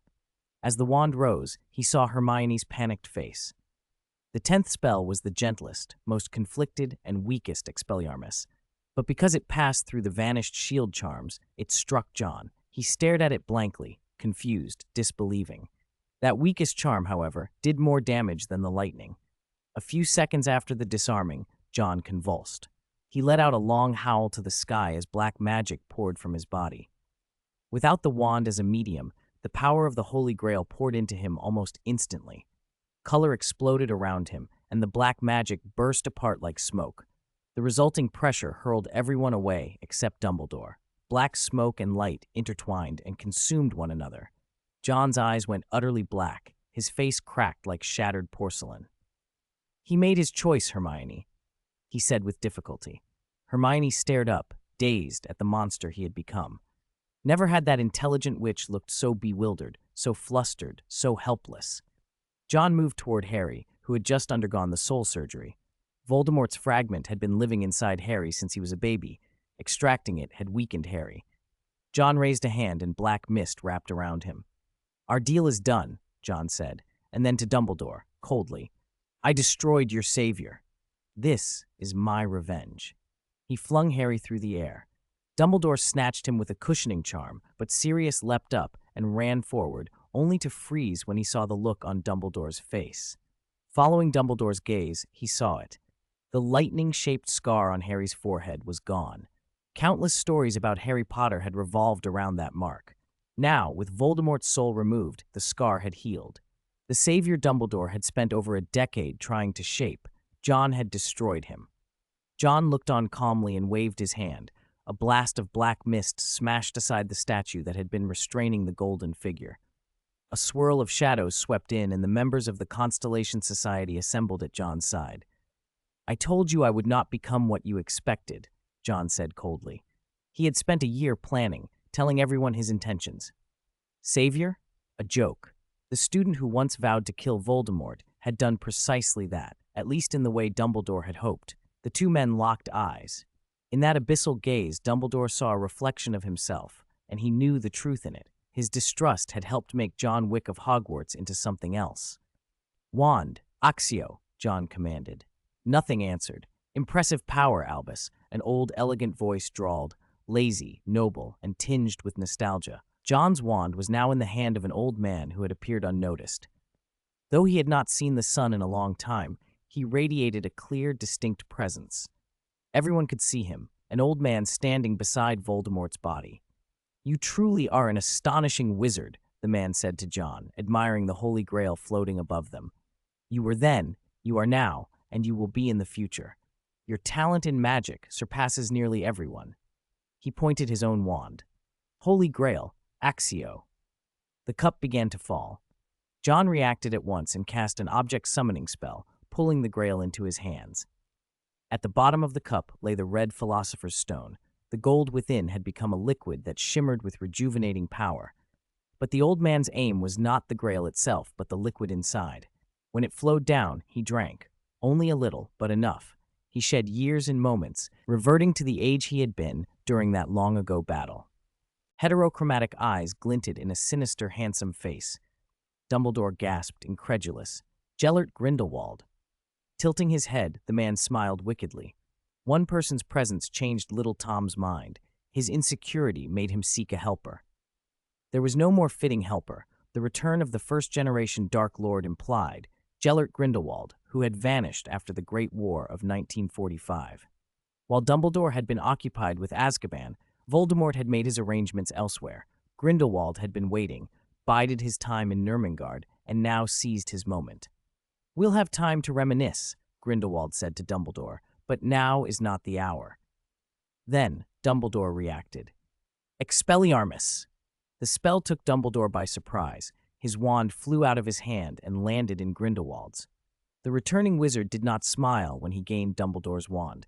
Instead, he looked at John and said, almost admiringly, "John, you are an extraordinary alchemist. It is a pity. Your obsessions have made you weak." Without hesitation, Grindelwald snapped the red oak wand between his hands. John's face turned ashen. "Stop!" From the broken wand, a soul leaked out, stronger than before. Voldemort had absorbed some of his other fragments, and this released essence was potent. It glanced toward Grindelwald and began to re-enter its body. John became black mist, sword of silver vein in hand, and in an instant stood before the reforming Voldemort. Grindelwald, unhurried, fired a shattering curse at the Holy Grail. Was he trying to save the Grail? To kill Voldemort? The moment the thought hit John, he roared. His plans were collapsing. The soul that had been stored within the Grail was the key. He had saved the Grail because he planned to deal with Voldemort later. Now, to his horror, those plans unraveled. He watched, helpless, as the fragment he had painstakingly extracted returned to its body. Voldemort's eyes snapped open. His heart pulsed once more, and he was more whole than before. The scattered pieces of his soul were being reabsorbed. The collision of those fragments made him pause as they settled. Then his eyes returned to their vertical, red pupils. "A long-lost sensation," Voldemort crooned, his voice cold and high. His pupils shimmered with an odd hue. He looked at Grindelwald, then at the Holy Grail, greed written across his face. Around them, the Death Eaters erupted in cheers. The Order of the Phoenix hung its head in despair. Voldemort had survived, and beside him stood another terror reborn, Grindelwald. Dumbledore snatched up Harry's wand. How could they stand against such a pairing? John stood watch over the Grail, his expression hard as he took in the unholy alliance. Two figures descended from the sky and hovered beside him. 353, Chapter 353, Basil and Riddle. John gripped the Holy Grail with both hands. The last super magic crystal on his silver hand flared once more and then dimmed. Across from him stood two Dark Lords. It looked as if they could be finished in a single stroke. All three sides held their breath. Lord Voldemort's voice cut the silence, full of malice and cruel pleasure. "Now your time has come." The two Dark Lords would never truly cooperate, but letting them temporarily join forces to eliminate their greatest enemy made tactical sense. The sides once again reversed roles. The Death Eaters surged forward, closing in. Dumbledore warned everyone to keep watch. The lifts announced the arrival of more Death Eaters. Kingsley's fate remained unknown. Grindelwald had freed some of them, and now that force poured into the Ministry. With so many Death Eaters, Voldemort could have seized the Ministry in an instant. "John?" Malfoy asked softly. "Everything is set," John murmured to himself. He raised his head, scanning the members of the Order of the Phoenix. The dark pressure around him eased. Looking at the overwhelming force gathering, he let out a cold, steady sigh. "Then let's kill them again." Blue flames roared up in the fireplaces. Behind him, Fleur unclasped the necklace from her neck and handed it to John. He felt the authority of supremacy shudder and then break. Tang Mi was the first to step from the flames, bowing low in John's direction. One by one, fully armed security teams poured from the hearths. Dozens of Aurors appeared in cascading bursts of firelight. Even old Barty stared in astonishment. Tang Mi addressed him with respect. "Sir, we've always been here." John raised his hands and tilted his head. "Do you like the gift I prepared for you?" Nearly 100 streaks of light shot from behind him, striking Death Eaters like a summer storm. More than half of them collapsed instantly. John formed a grip in the air, and the silver-veined sword materialized in his hand. He surveyed the Death Eaters clustered around Voldemort and said without inflection, "Deal with them." "Avada Kedavra!" Two Death Eaters' voices cried the curse at once. Voldemort's heart lurched as two green jets lashed out toward the Dark Lords. A brilliant wall of blue flames erupted to meet them. Voldemort leapt aside to avoid the green bolts. Behind Grindelwald, a statue shattered and was swept away. The two who had fired startled him. "It's you two?" Voldemort hissed, disbelief plain on his face. One was Lucius Malfoy. The other, Rodolphus Lestrange. Rodolphus's expression had gone dull, something deep within him driving him into the wall of flame with his wand spewing green light. Voldemort, furious, dodged, and then let loose a denser jet that struck Rodolphus. Whatever had momentarily possessed him snapped back. But it was too late. Avada Kedavra took him instantly. Lucius raised his wand, toppling the Death Eaters around him. The tide turned. It was no longer their fight to bring the Ministry down. Voldemort bared his teeth in private fury as Grindelwald smiled with cruel calculation. "Portus," Grindelwald intoned. He pointed his wand at the scattered statue fragments and turned them into a portkey. The blue flames shielded him as he looked meaningfully at John. "We will meet again, Mr. Wick." He clasped the portkey and vanished. Clever, his temporary alliance with Voldemort ended there. Voldemort was betrayed again. Those he trusted had raised wands against him. Zhuo Geng, Rippy, and Barty Crouch Jr., a man long thought dead and his hidden loyal agent. Voldemort pushed Lucius and the others back, hatred turning his eyes black, and with a powerful shattering spell, he blew a hole in the Ministry's ceiling. Then, outside the ward's protective range, he apparated away. With the Dark Lords gone, the Death Eaters fell into chaos. The remaining flames were finally stamped out by Ministry forces. Old Barty strode up to John, his tone edged with accusation. "You lied to me, Silver Hand." He fixed John with a stare full of displeasure. He demanded an explanation. A man who should have been dead was standing right in front of him. John glanced over toward where Barty Crouch Jr., Lucius, and Zhuo Geng stood. They had been captured without resistance. John controlled his irritation at having almost lost the chance to kill Voldemort and answered coolly, "I promised I'd help repair the Ministry." "Humph," old Barty snorted. The Ministry's coffers would be strained by so much damage if he had to foot the bill personally. "And as a friend, I'll give you a present." John sheathed the silver-veined sword, patted old Barty on the shoulder, and said, "A son who's honorable and true." Old Barty froze and looked. His captured son showed no resistance. The Ministry fireplaces flared, and Rita arrived with her reporters. Rippy stepped forward and declared, "My true name is Rippy Cabayer. I'm a registered Auror of the Ministry, and my team and I were ordered to infiltrate the Death Eaters." He broke free from a familiar Auror's grip, ran to Barty Crouch Jr., helped him stand, and pointed at him. "My colleague, Barty Crouch Jr., has been undercover even longer." Rita's eyes brightened. The reporters were electrified by the revelation. Nearly 30 high-ranking Death Eaters had been subdued and handcuffed by Aurors. The name Barty Crouch Jr. sent a shock through the crowd. He was the son of the new minister, a man officially declared dead over a decade ago. He hadn't been dead at all. He'd been planted as a secret weapon inside the Death Eaters to strike at the Dark Lord. He was a hero. Old Barty's anger at John's deception dissolved into stunned pride. 15 years of planning by Minister Crouch, feigning his son's death, enduring humiliation, creating a secret instrument against Voldemort, had paid off.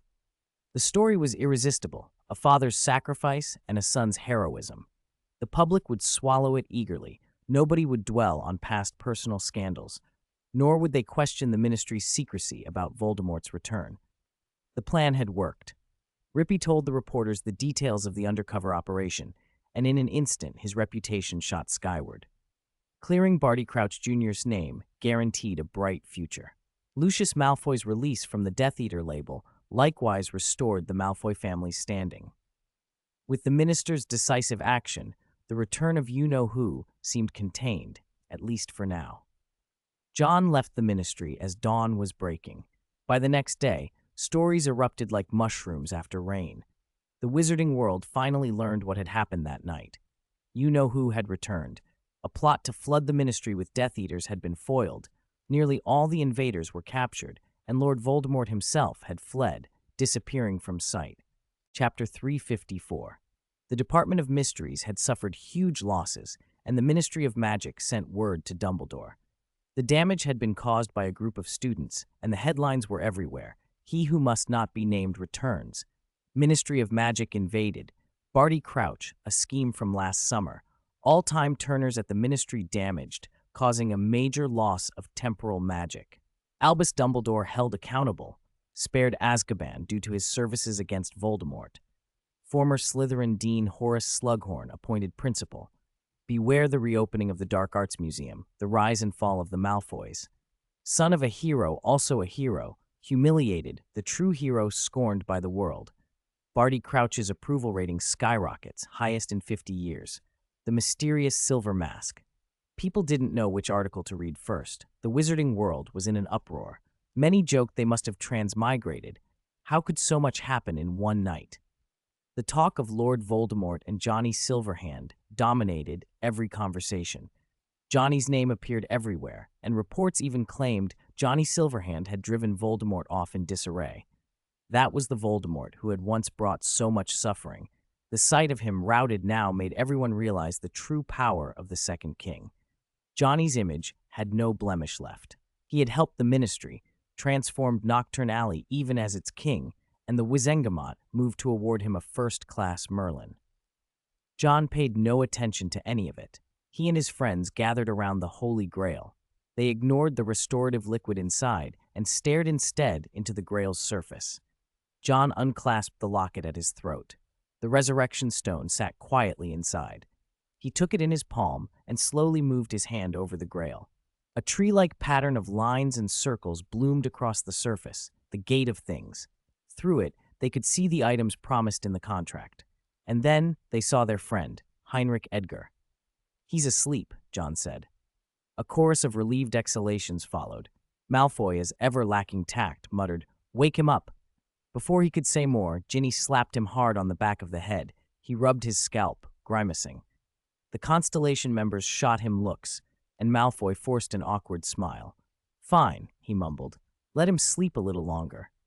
Daphne felt guilty for not having taken part in the great battle. "Because of you, I survived," John told her. "Thank you, Daphne." Her ears flushed. She finally forgave herself. John's resurrection had caused a commotion. That night, teachers and students alike were busy dealing with the fallout. When John returned to school, everyone's eyes widened. The Holy Grail was placed within the constellation. Starlight wrapped around it until it slowly vanished from sight. Recovering some fragment of Heinrich's soul was a blessing, however partial. The semester ended quietly. None of them attended the end-of-term feast. Who cared? The constellation would eventually shine across the wizarding world.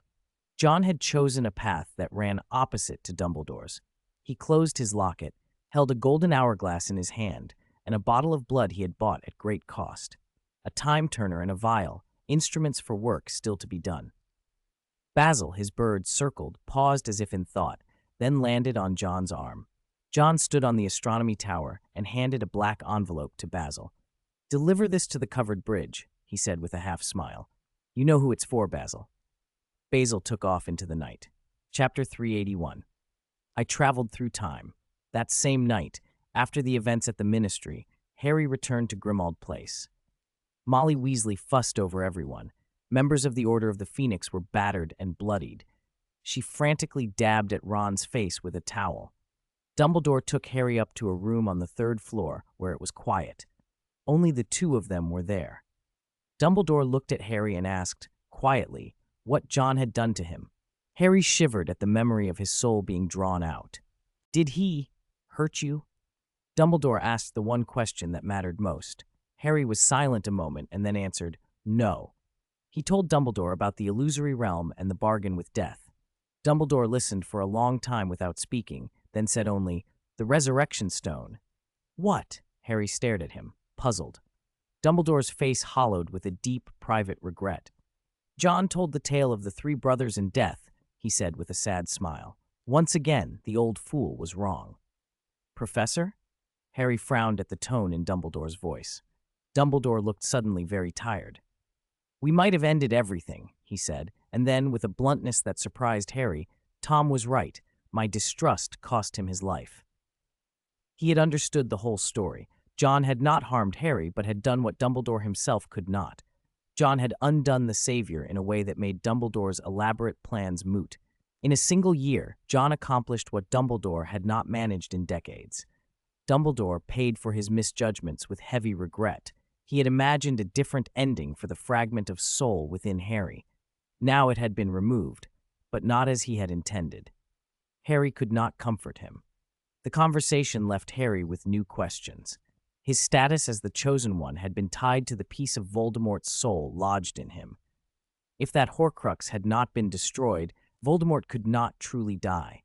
What exactly had Dumbledore planned? Was he prepared to sacrifice himself? The thought muddled Harry's head. "John said I'm no longer the Chosen One," Harry said, "and that the prophecy orb was broken." Dumbledore's expression softened. "Harry, there was never a single Chosen One," he said. "What matters is what we do." He tapped his chest. "A heart that fights and loves, that can be a savior. Anyone can be." As for the prophecy orb, Dumbledore sighed. "It contained the prediction about you and Lord Voldemort." Harry watched Dumbledore leave the house in a daze. "Are you all right, Harry?" Ron's face was less swollen, but exhausted.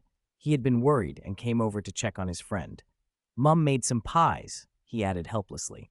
"How's Hermione?" Harry asked. There was so much to process. Ron's expression fell. "She's not good," Ron said, voice low. "I've never seen her like this. She keeps saying she was the stupidest person in the world." He tried to comfort Harry. "We didn't know, Harry. We only knew you were in danger." "But it's our fault," Harry said. "Voldemort was going to die anyway." "Don't think like that," Ron snapped. "There was someone else. I heard downstairs. They said this person's as powerful as Voldemort." After a while, the guilt eased a little. Ron explained more about the newcomer. Lupin and Sirius didn't know much. Moody had given them a name, Gellert Grindelwald. The former Dark Lord and Dumbledore's old rival, defeated in 1945 the man who had made Dumbledore legend. Even if the domain hadn't been broken, Grindelwald would have found a way. They all agreed on that. Just then there was a knock at the door. Ginny stood there, pale. "Hermione is very upset," she said. Far away, a black, long-eared owl flew toward New Zealand, carrying a large sack of galleons. The Motola Kakapo team were in mid-training when the sack was dumped onto their pitch. A chaser, wearing the team's red, yellow, and blue, swooped down, pried the bag open, confirmed the contents, then called out to the captain and seeker, 5,000 galleons. Chapter 355. Again? The keeper captain asked, landing with a troubled look. The rest of the team touched down as well. The seeker grinned theatrically. "This is the 5th time, isn't it?" 25,000 galleons, the beater said, eyes flickering with greed. "That's enough for new firebolts for all of us." The captain's face twisted with conflict as he glanced at the team's mascot. "Sparky is older than my grandfather," he added. "We don't know what that person wants it for." "Someone who can pay that much isn't to be trifled with," another muttered. The Motola Macaws hadn't been the force they once were. Their recent record was nothing special. Local fans talked, and besides, the mascot belonged to the club, not to the players, so they had no right to sell it. Still, 25,000, who could blame them for considering it? After a long silence, the captain ground his teeth. "If we do it secretly, no one will find out." They all nodded, eyes dropping back to where the mascot perched. Sparky, a tamed phoenix, the only one aside from the Dumbledore families, sat quietly. A little bit of phoenix blood could command an astronomical price. To pass up that kind of money would be foolish. Johnny Silverhand's specialty store. Tang Mi stared at the pile of galleons they'd paid out and fell into thought. John sat at a table, Jin unconscious beside him. He turned a small ring over in his fingers. "The power to bewitch people's hearts," he murmured. "A vicious curse." He tucked the ring into a box, sealed it, and for good measure, laid a protective charm over the case. "Sir, aren't you supposed to be taking a test today?" Tang Mi asked, puzzled. John smiled, cryptic. "I am taking a test." Tang Mi blinked, not understanding. Outside, a black, long-eared owl returned, carrying a geode bottle in its talons. The red blood inside sloshed gently. John glanced at it, then said softly, "Test time is up." Night. John opened the door to the shrieking shack. He checked his pocket watch. It was exactly the hour for astronomy exams. He wrapped himself in a disillusionment charm and moved along the shack's corridor. Once outside, he found a flat stone and placed the expensively purchased phoenix blood beneath it. Satisfied, he was about to leave when Tom, Whoops, the dog, came bounding over. Nose twitching, the animal looked confused, puzzled by a familiar scent. "Woof! Woof!" Tom barked. "Stop barking," John snapped. The dog froze at the sound of his voice, then began to circle him. John sent him off to find Fang. As Tom trotted away, John felt someone's gaze on him.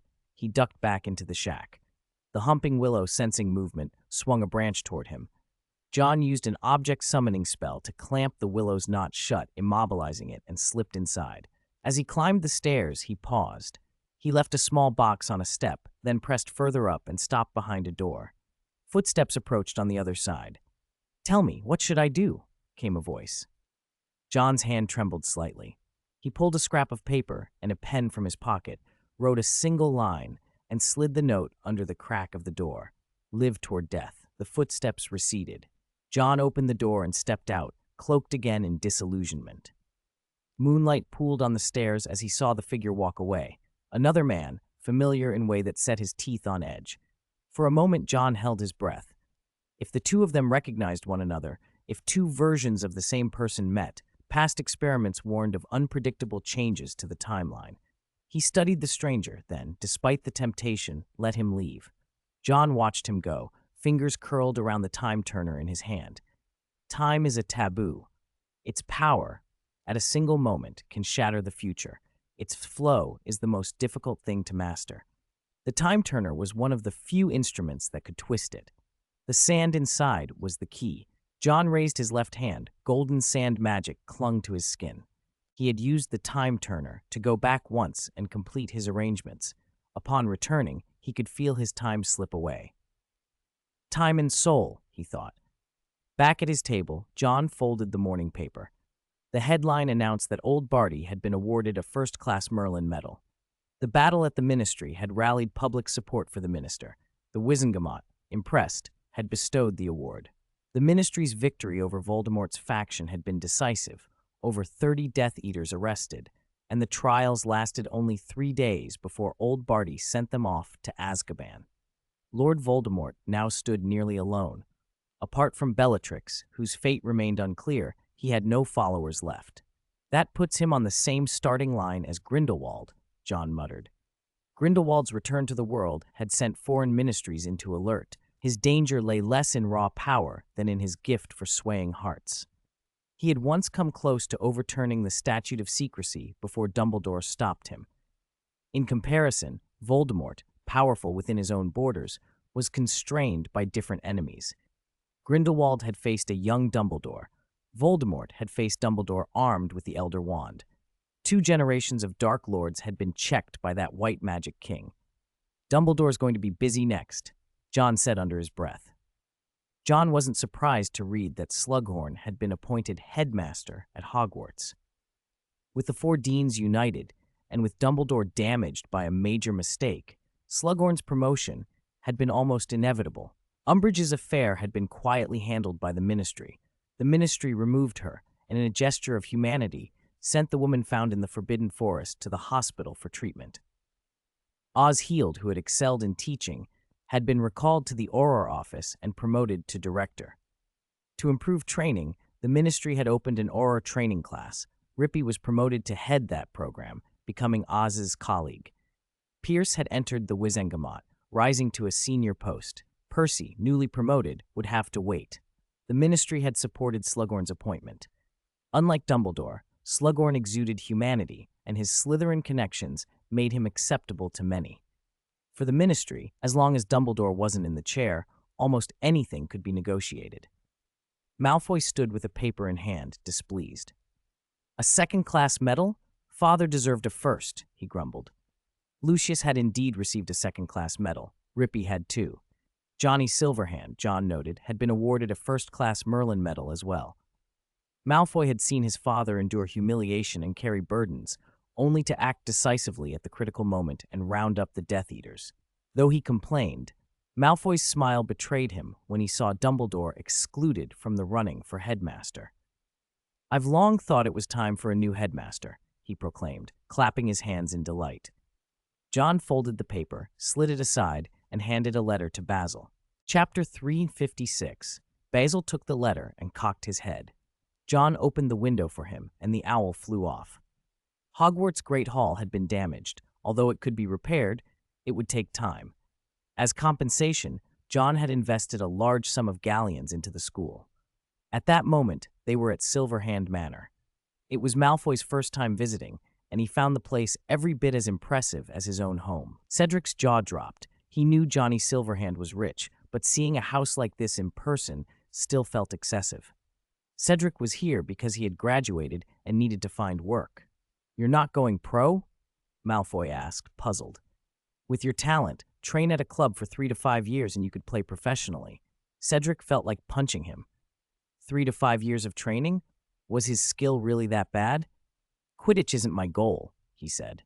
"I want to do in-depth research in Transfiguration." "You're interested in that too?" Malfoy said in surprise. "His Transfiguration was the best in his year," John said, flipping through a thick book. Professor McGonagall praised him. Malfoy shrugged. Cedric's father would have preferred his son to seek a career at the Ministry or in Quidditch, but he respected Cedric's choice, especially now that Cedric had an investor. That eased his concerns about his son's livelihood. "So, you're going to Uganda?" Malfoy asked. Cedric planned to go to Uganda. Transfiguration there was more varied than back home, and he wanted to study it for a few months. He'd come to tell John in person and to keep an eye on foreign developments. The homeland might be quiet for now, but the two Dark Lords could return at any time. Cedric needed to build his strength quickly, and Malfoy had similar ambitions, which was why he'd come looking for John as well. Unfortunately, John couldn't help Malfoy train right away. "I can recommend someone, definitely the best professor," John said, glancing out the window toward the gardener below. Barty Crouch Jr. had been rehabilitated and seemed to enjoy his work. Never underestimate someone who's earned a dozen certificates. Reluctantly, Malfoy accepted the suggestion. After the arrangements were settled, John took the silver mask off his table and handed it to Jin. "You run things while I'm gone," he said. Jin hesitated, then asked, "Is it really safe to leave the Holy Grail at Hogwarts?" His concern was reasonable. The Grail, capable of continuously producing a potion of immortality, was coveted by both Voldemort and Grindelwald. "Hogwarts may not be the absolute safest place," John replied, "but it's the best choice. Besides, we're not the only ones who'd fight to protect the Grail." Jin nodded. John left Silverhand Manor, slipping into a secret room in the garden before he went. He emerged with a new wand, gave it a quick wave, and vanished. That summer, John returned to his other home, Privet Drive. He walked in to find Watson packing. "Where are you going?" John asked, surprised. Watson jumped and clutched his chest. Mrs. Wick came out and hugged her son. After a moment, she smiled and handed John a letter. "Your uncle invited us to his house for a holiday," she said. John read the letter. The invitation was to his grandfather's estate, and it was written as if fulfilling the old man's wish. "Why didn't I get one?" John asked. Watson's face fell. He pulled a second letter from his pocket and handed it over. The tone left no doubt. "Either you come, or we'll send people to fetch you." John stared. His father's family hadn't, apparently, changed. John thought of the small bottle of red potion still in his bag. There was something odd about his grandfather's house. Perhaps it was time to go and find answers. When Watson learned John would go too, his eyes lit up. He leaned close. He'd been dying to try magic ever since that enchanted car a while back. "Why don't you just use magic to take us there?" he whispered. John raised an eyebrow. "Even in the magical world, illegal entry can land you in trouble," he replied dryly. Watson pouted, then pleaded again. "Can't you use magic just once?" John thought for a second, then snapped his fingers. Watson's packed luggage scattered across the room.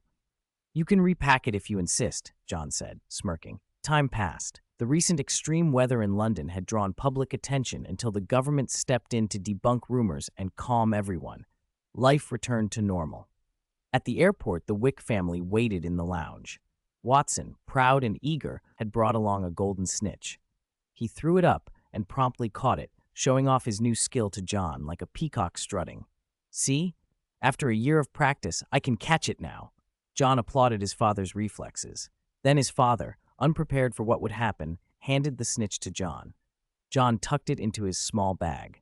Watson's expression froze. He hadn't expected to be so thoroughly outshone, and he looked suddenly crestfallen. A little boy nearby tugged at his mother's sleeve, begging her to look at the flying ball. She smiled indulgently. Boarding was normal. John felt oddly unfamiliar with flying on a plane after so many apparitions. He could have simply apparated, but they were traveling by air this time. After the flight had been underway a while, he heard a commotion from the back. He watched his father's hand move toward John's small bag. John met Watson's gaze, calm, then shifted his look to Mrs. Wick. There was a silent understanding between them. Mrs. Wick pinched Watson by the ear and led him back to his seat. From the economy cabin, the noise escalated. Raised voices, screams, a frantic argument that didn't sound like the usual travel squabble. Then someone burst into first class, brandishing a gun and shouting at the flight attendant, "Don't move." John's pulse steadied as recognition clicked into place. This wasn't a fight. It was a hijacking. He said, "What's all the commotion?" Hijacking? John thought for a moment, then shrugged it off. After subduing the flight attendant, another man rushed in, flustered and panicked. He lacked the composure of the first hijacker. The first man, however, remained calm. "We've already planted bombs on this plane," he said. "If you don't want to die, you'd better cooperate." John's heart sank. This was premeditated. As he watched, he saw his father moving oddly, trying to take advantage of the confusion to tackle the hijackers 2-on-1. The second hijacker looked around nervously and, seeing Watson's motion, barked, "Don't move." Watson froze. He had been spotted. He was half crawling and now couldn't move without drawing fire. The shout also drew the first hijacker's attention. John felt helpless. His father had always been impulsive, ever the Gryffindor, and had to get involved in these things. John realized he'd have to sort it out himself. He tapped the glass of his book with a finger. An invisible wave rippled outward, reflecting the state of the entire plane. Besides the two men on board, someone was controlling them from outside. There were several Russian passengers, some shouting curses in their language. The hijacker's gun was already aimed at Watson, ready to make an example of him. John slid a pencil from between the pages. His footsteps were soundless. The moment the hijacker gave a cruel smile, John acted. The pencil moved like a thrown dart. The hijacker felt as if he'd been stung. Then he screamed. The plane landed safely. The hijackers, however, did not fare well. The police came and Watson was taken away, for things to be explained, chiefly why a pencil had been lodged in a hijacker's eye. It turned out the bombs were fake. The three men had probably watched too many movies and hoped to extort money from the government. John waved at his father as the officers led him off, hoping his father could properly explain his heroic actions in unfamiliar Russia. Mrs. Wick stepped onto her homeland and seemed buoyant. Even Watson's arrest did not dampen her mood. An old Santana pulled up at the airport entrance and Uncle Seriosha climbed out. "My dear sister and my beloved Yadani," he said, enveloping his sister and John in a loud, affectionate hug. He slapped John's shoulder and exclaimed, "Look at our Yani! You've become a man!" Seriosha never asked about Watson's whereabouts. Watson, it seemed, was expendable as love. They piled into the Santana and drove toward the Jovanovic family's territory. Territory was not an exaggeration. The village and surrounding land were theirs. After leaving the airport, they reached the village. The largest building was the church, followed by the Vonovic manor. John looked up and saw two crows on a branch. "Those are the old man's pets," Seriosha told him. "Remember, you used to use them for target practice." John was surprised the crows were still alive. He had been a child then. Almost 10 years had passed. The crows saw him and took off with a disgruntled caw. John walked into the Vonovic house and found his grandfather, an old man of 70 or 80 with a thick white beard like a small furball. "Father," Mrs. Wick called, abandoning any pretense of noble reserve as she trotted over and leaned against him. The old man smiled kindly, patted her arm, and sighed with feeling. "Look, my daughter, the head wolf of the Vonovic family has finally returned to her homeland." He then turned to John, eyes bright with excitement. "Yadani, my child," he said, spreading his arms. "Let your grandfather have a good look at you." John, no longer a child, felt awkward. He stepped forward. His grandfather hugged him tightly. "You've endured much, but you've become a man," the old man said. "The Vonovic family fears no hardship. Are you ready, Yadani?" John saw a different weight behind the question. It was an invitation to accept the family's bloodline. Once you accepted it, there was no turning back. "Alexei told me you're ready," his grandfather added. John thought of the potion that had been left for him and of everything hidden in his family's history. "Once you accept it, you cannot escape," the old man said. "Alexei told me that you are already capable of accepting the history of the Vonovic family." John hesitated, then nodded. "If possible, I'd like to know." His grandfather beamed and led them inside. John's two aunts were there. They still called him Little Yadani, like they had when he was small. The Vonovic family held a banquet to welcome the Wicks. Partway through the celebration, Watson finally arrived, late, in a police car, dragging a heavy suitcase. Andre opened the door, and Seriosha promptly hauled Watson off to drink 2 bottles of vodka. By nightfall, Watson lay comatose on a bed. Outside in the courtyard, 2 crows perched on a tree. 2 dark shapes descended, a black and a white owl, stretching to the opposite side of the branch and staring intently at the crows. Tom, the dog, ran out, wagging excitedly. John was taken away by his uncles to a place where the Vonovic family's history was kept. All their secrets were to be revealed there. Chapter 384. I Went to the Mountain. The Vonovic lands were full of thorny thickets and flanked by a high mountain. John, Uncle Alexei, found him after the banquet. This was the uncle who had left John the potion. Unlike Andrei and Seriosha, Alexei looked young and thoughtful. He tossed a nut. A crow flew down and pecked it up. Alexei smiled. "You haven't drunk that bottle yet, have you?" "I want to understand," John said plainly, "about the Vonovic family and that unusual potion." "You are smart and cautious," Alexei said with feeling.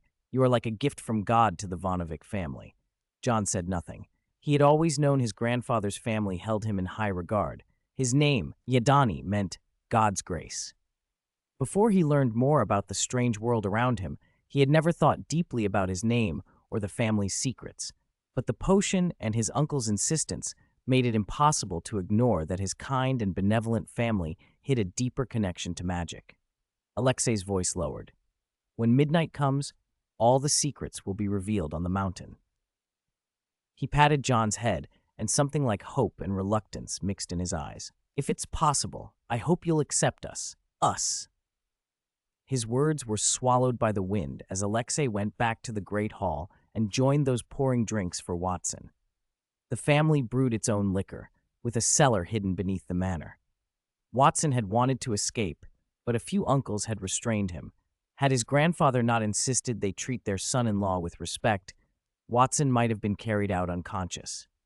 John looked up at the moon. An owl swooped in and dropped a letter into his hands. He opened it.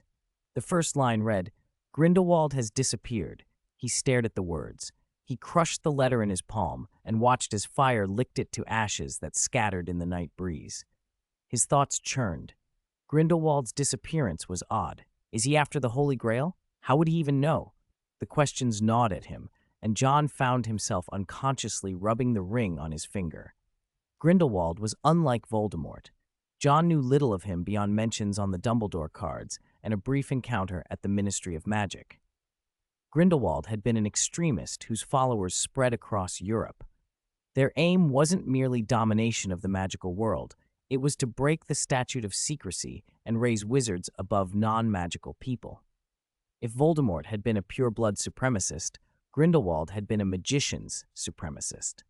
The thought sat heavy with John as the night deepened and the mountain waited for midnight to reveal its truths. Chapter 358. This person is more troublesome than Lord Voldemort. John hated situations where his enemy was hidden, and he was exposed even more. Grindelwald had taken Dumbledore's Elder Wand. If that were true, things just got a lot worse. The Great War of 1945 had ended with Dumbledore's victory and Grindelwald imprisoned in Nurmengard. 50 years later, he had suddenly reappeared. John shook the memory of their meeting, the odd feeling the other wizard had given him, and pushed it aside. Let Dumbledore handle his old rival. John had other concerns. The Horcrux hidden somewhere within the Order of the Phoenix. He needed to find a way to get it. Dumbledore would shoulder whatever disaster came. Grindelwald and Voldemort were clearly not allies. At most, they took what they needed. The two Dark Lords appearing in Hogwarts together was unlikely. After waiting out the hours until midnight, John climbed the mountain he remembered from a past hunting trip, the place Andre had once brought him before Mrs. Wick found and brought him back. There was a cave in the mountain. Tonight something felt different. The elements around it were unusually active. Are my uncles wizards too? John wondered, but pushed the thought down and went on. A bear roared. He turned and saw a large brown bear, nearly 2 meters tall, rise up, slapping a sapling aside. It charged. Birds erupted from the trees. John's face stayed calm. He said softly, "Stop." The bear didn't understand words. It reared, claws ready to swat him like an insect. John narrowed his eyes, his pupils pinched into vertical slits, and a pressure rolled outward. The bear froze. The presence of a superior predator took the fierceness from its face. It whimpered and exposed its belly, pleading. John remembered the small bear cubs on the mountain and knelt, running a hand over the bear's fur. "It's got a bit of spirit," he said. Nice coat, very soft. He stared until the bear nearly whimpered with relief, then smiled and patted its belly. Go on then. After that, the bear clambered up and licked his arm, lickingly grateful, before disappearing back into the trees. John kept moving. That encounter hadn't felt random.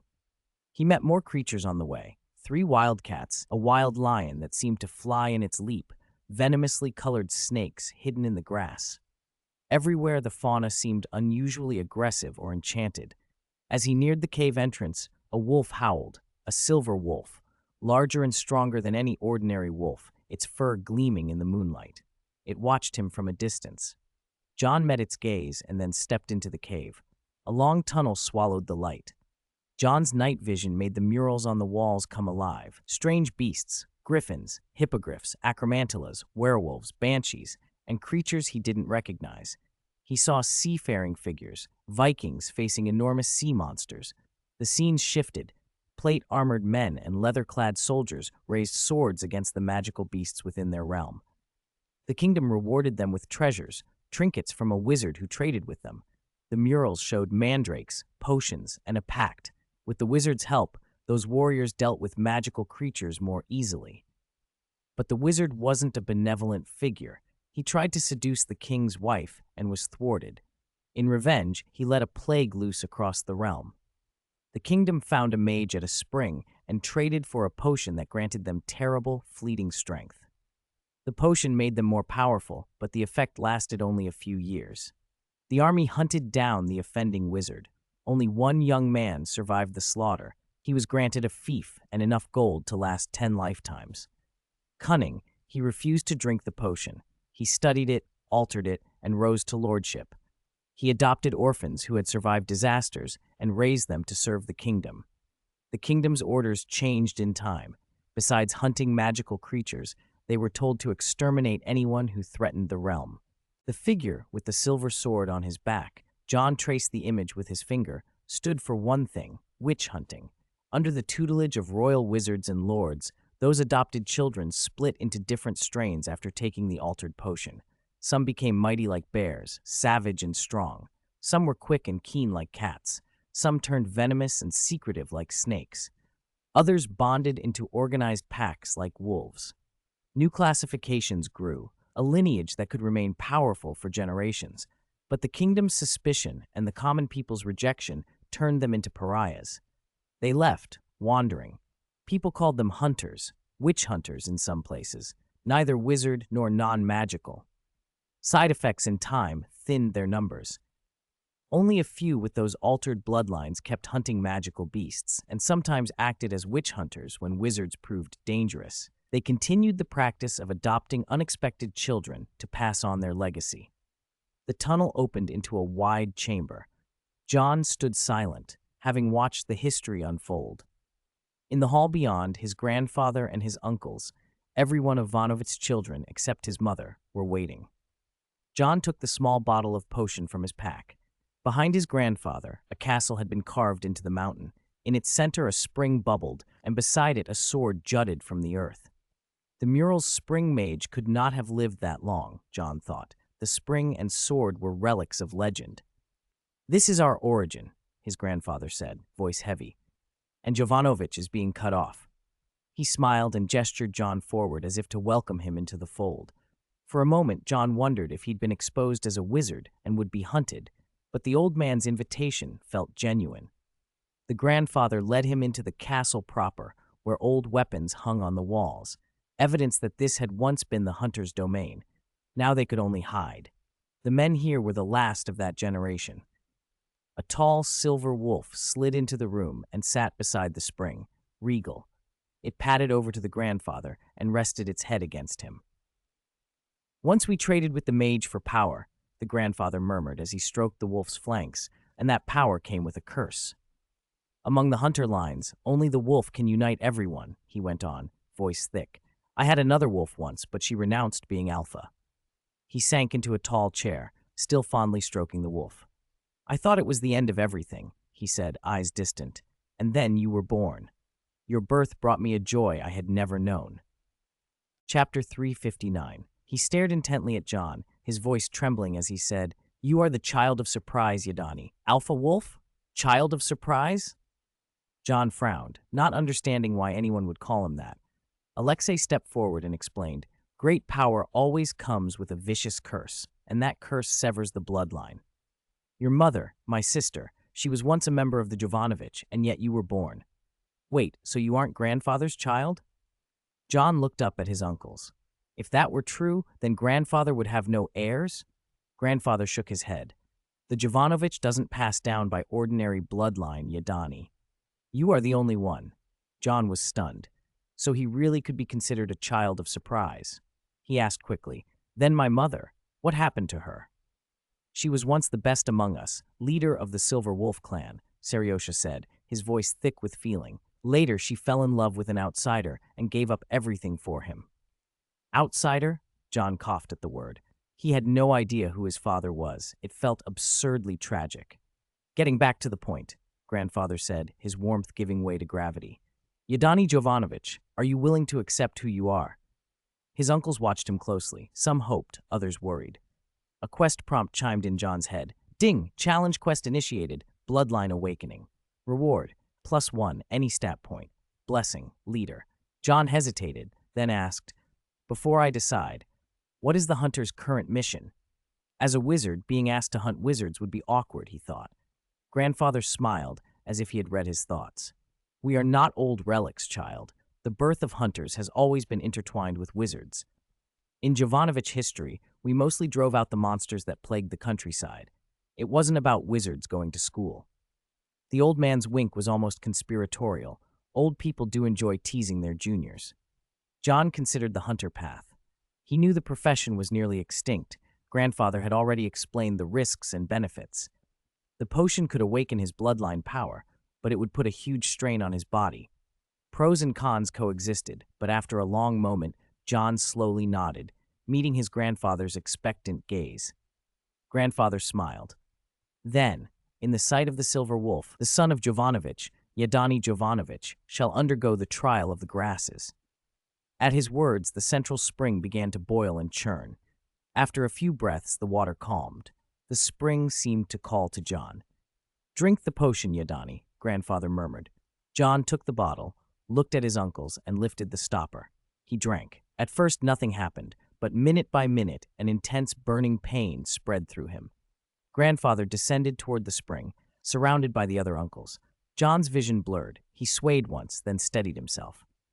My child, Yadani, the Jovanovich's blood is not passed the simple way, grandfather intoned. He cut his palm. Bright red blood bled into the spring.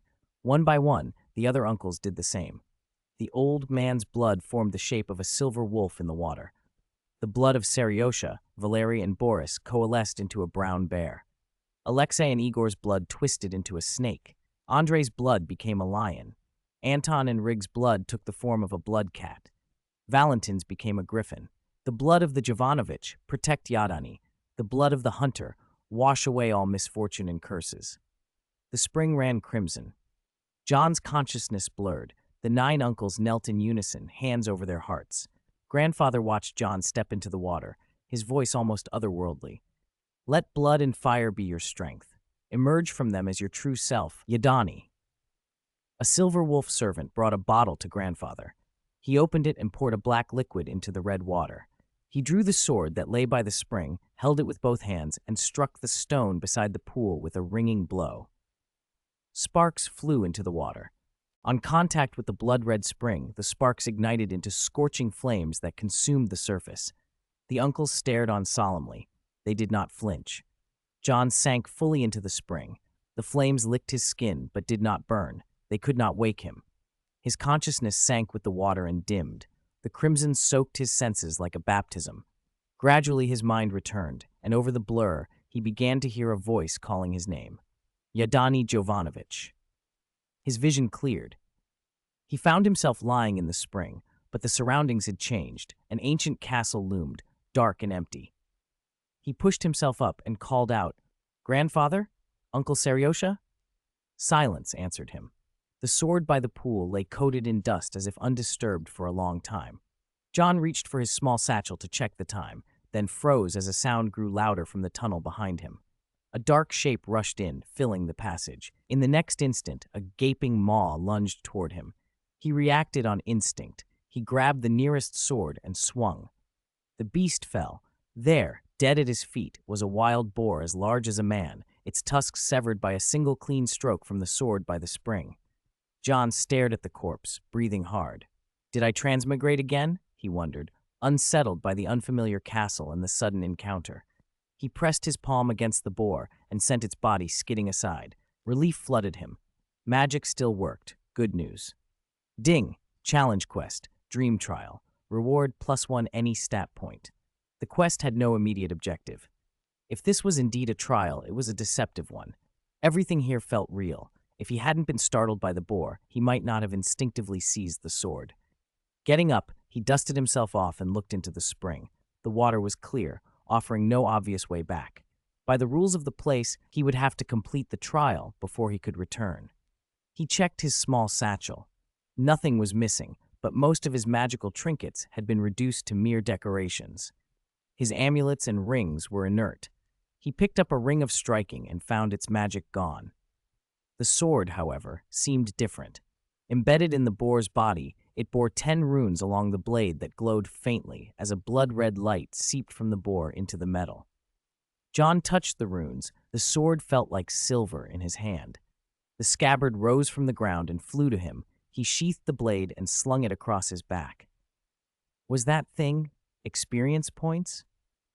John thought, feeling the familiar buzz of leveling up after slaying a monster.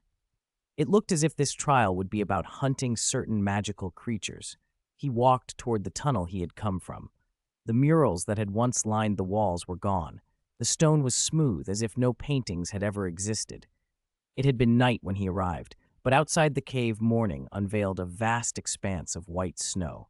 A cold wind bit at his face, and there were fresh animal tracks at the entrance, likely those of the boar he had just slain. John paused, listening to the wind, feeling both cautious and oddly determined. The trial of the grasses had begun. Chapter 360. I saw a werewolf. Heavy snow drifted into the cave mouth, and the temperature dropped sharply. John lifted a hand to catch a flake. Its bite was unmistakably real. Through the wind and sleet, he saw a figure struggling toward the entrance, then collapsed to the ground. He hesitated for a moment, then cast an object summoning spell on the fallen person. The body slid across the flagstones and came to rest at the cave opening. He looked the stranger over, at the clothes, really. The coarse linen was not modern wear, but peasant garb from some earlier age. The cold deepened. The snowfall was thickening into a blizzard. The cave mouth offered no shelter from the wind, and the man John had dragged in was blue and purple with cold. He had no choice but to bring him inside the castle. Once the heavy gates closed behind him, the place felt even bleaker. Parts of the interior were crumbling from disuse, and the wind moaned through broken stone. John found a chair, shattered it into wooden strips with a motion of his hand to use as kindling, piled them up, and then touched his fingertip. Flames leapt, and the chill receded. "Enervate," he whispered, using a charm to wake the stranger. The man came to in a panic and scrambled backward as if John were a monster. "Monster!" he cried. John frowned. He had saved the man, and the reaction felt rude. The stranger, seeing his fear, dropped to his knees and stayed there, shaking. Only after John calmed him with a few gentle questions did the man begin to explain. He called himself Parker and said he was a hunter. He'd been caught in the snow on the high mountain and had stumbled into the castle without realizing where he was. His terror came from local legends. The mountain was a place of mystery where terrible things lived, magical beasts and notorious wizards. In his words, John learned where and when he had arrived. This place operated under a medieval kingdom system. Villages were sometimes harried. On moonlit nights, werewolves would come and prey on the people. There was little technology and many dangers besides. When Parker realized John had not harmed him, he relaxed and finally looked past him to the dead wild boar lying nearby. His eyes widened.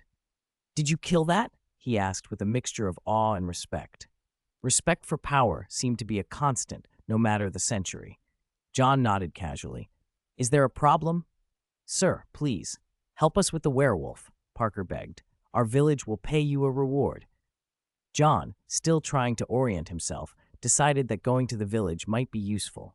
He agreed. The wind and snow eased. Parker led him down the mountain. At the village at the foot of the peak, it was clear John had changed places. This settlement was small and different from the other one John had seen earlier. Villagers in rough wool and leather watched him with curiosity. Parker brought John to a slightly better house and knocked. An old, stooped man opened the door and blinked in surprise to see Parker alive. "Parker, you're still breathing?" "Village chief, this is a traveler," Parker said quickly. "He killed a great boar on the mountain and can help with our werewolf problem." The chief's face shifted when Parker said, "werewolf." He eyed John's out-of-place clothes with disapproval. "Parker," he said gruffly, "your friend can't help us." Parker grew anxious. "Village chief, he slew the boar. He's strong." The chief snorted. "I've seen too many young men come here thinking they can deal with that beast. None of them come back." John smiled wryly. "One more of me won't make much difference." The chief hesitated, then shook his head. "I don't want you to die for nothing." John considered it for a moment and then shrugged. "Fine. Take the advice and eat well. I won't interfere unless I have to." Parker was relieved, but still desperate. John shot him a look to be quiet. The chief offered hospitality, still hopeful to keep John around, but John showed little interest and left. Parker followed and tried to talk him into helping earlier than John intended. John cut him off.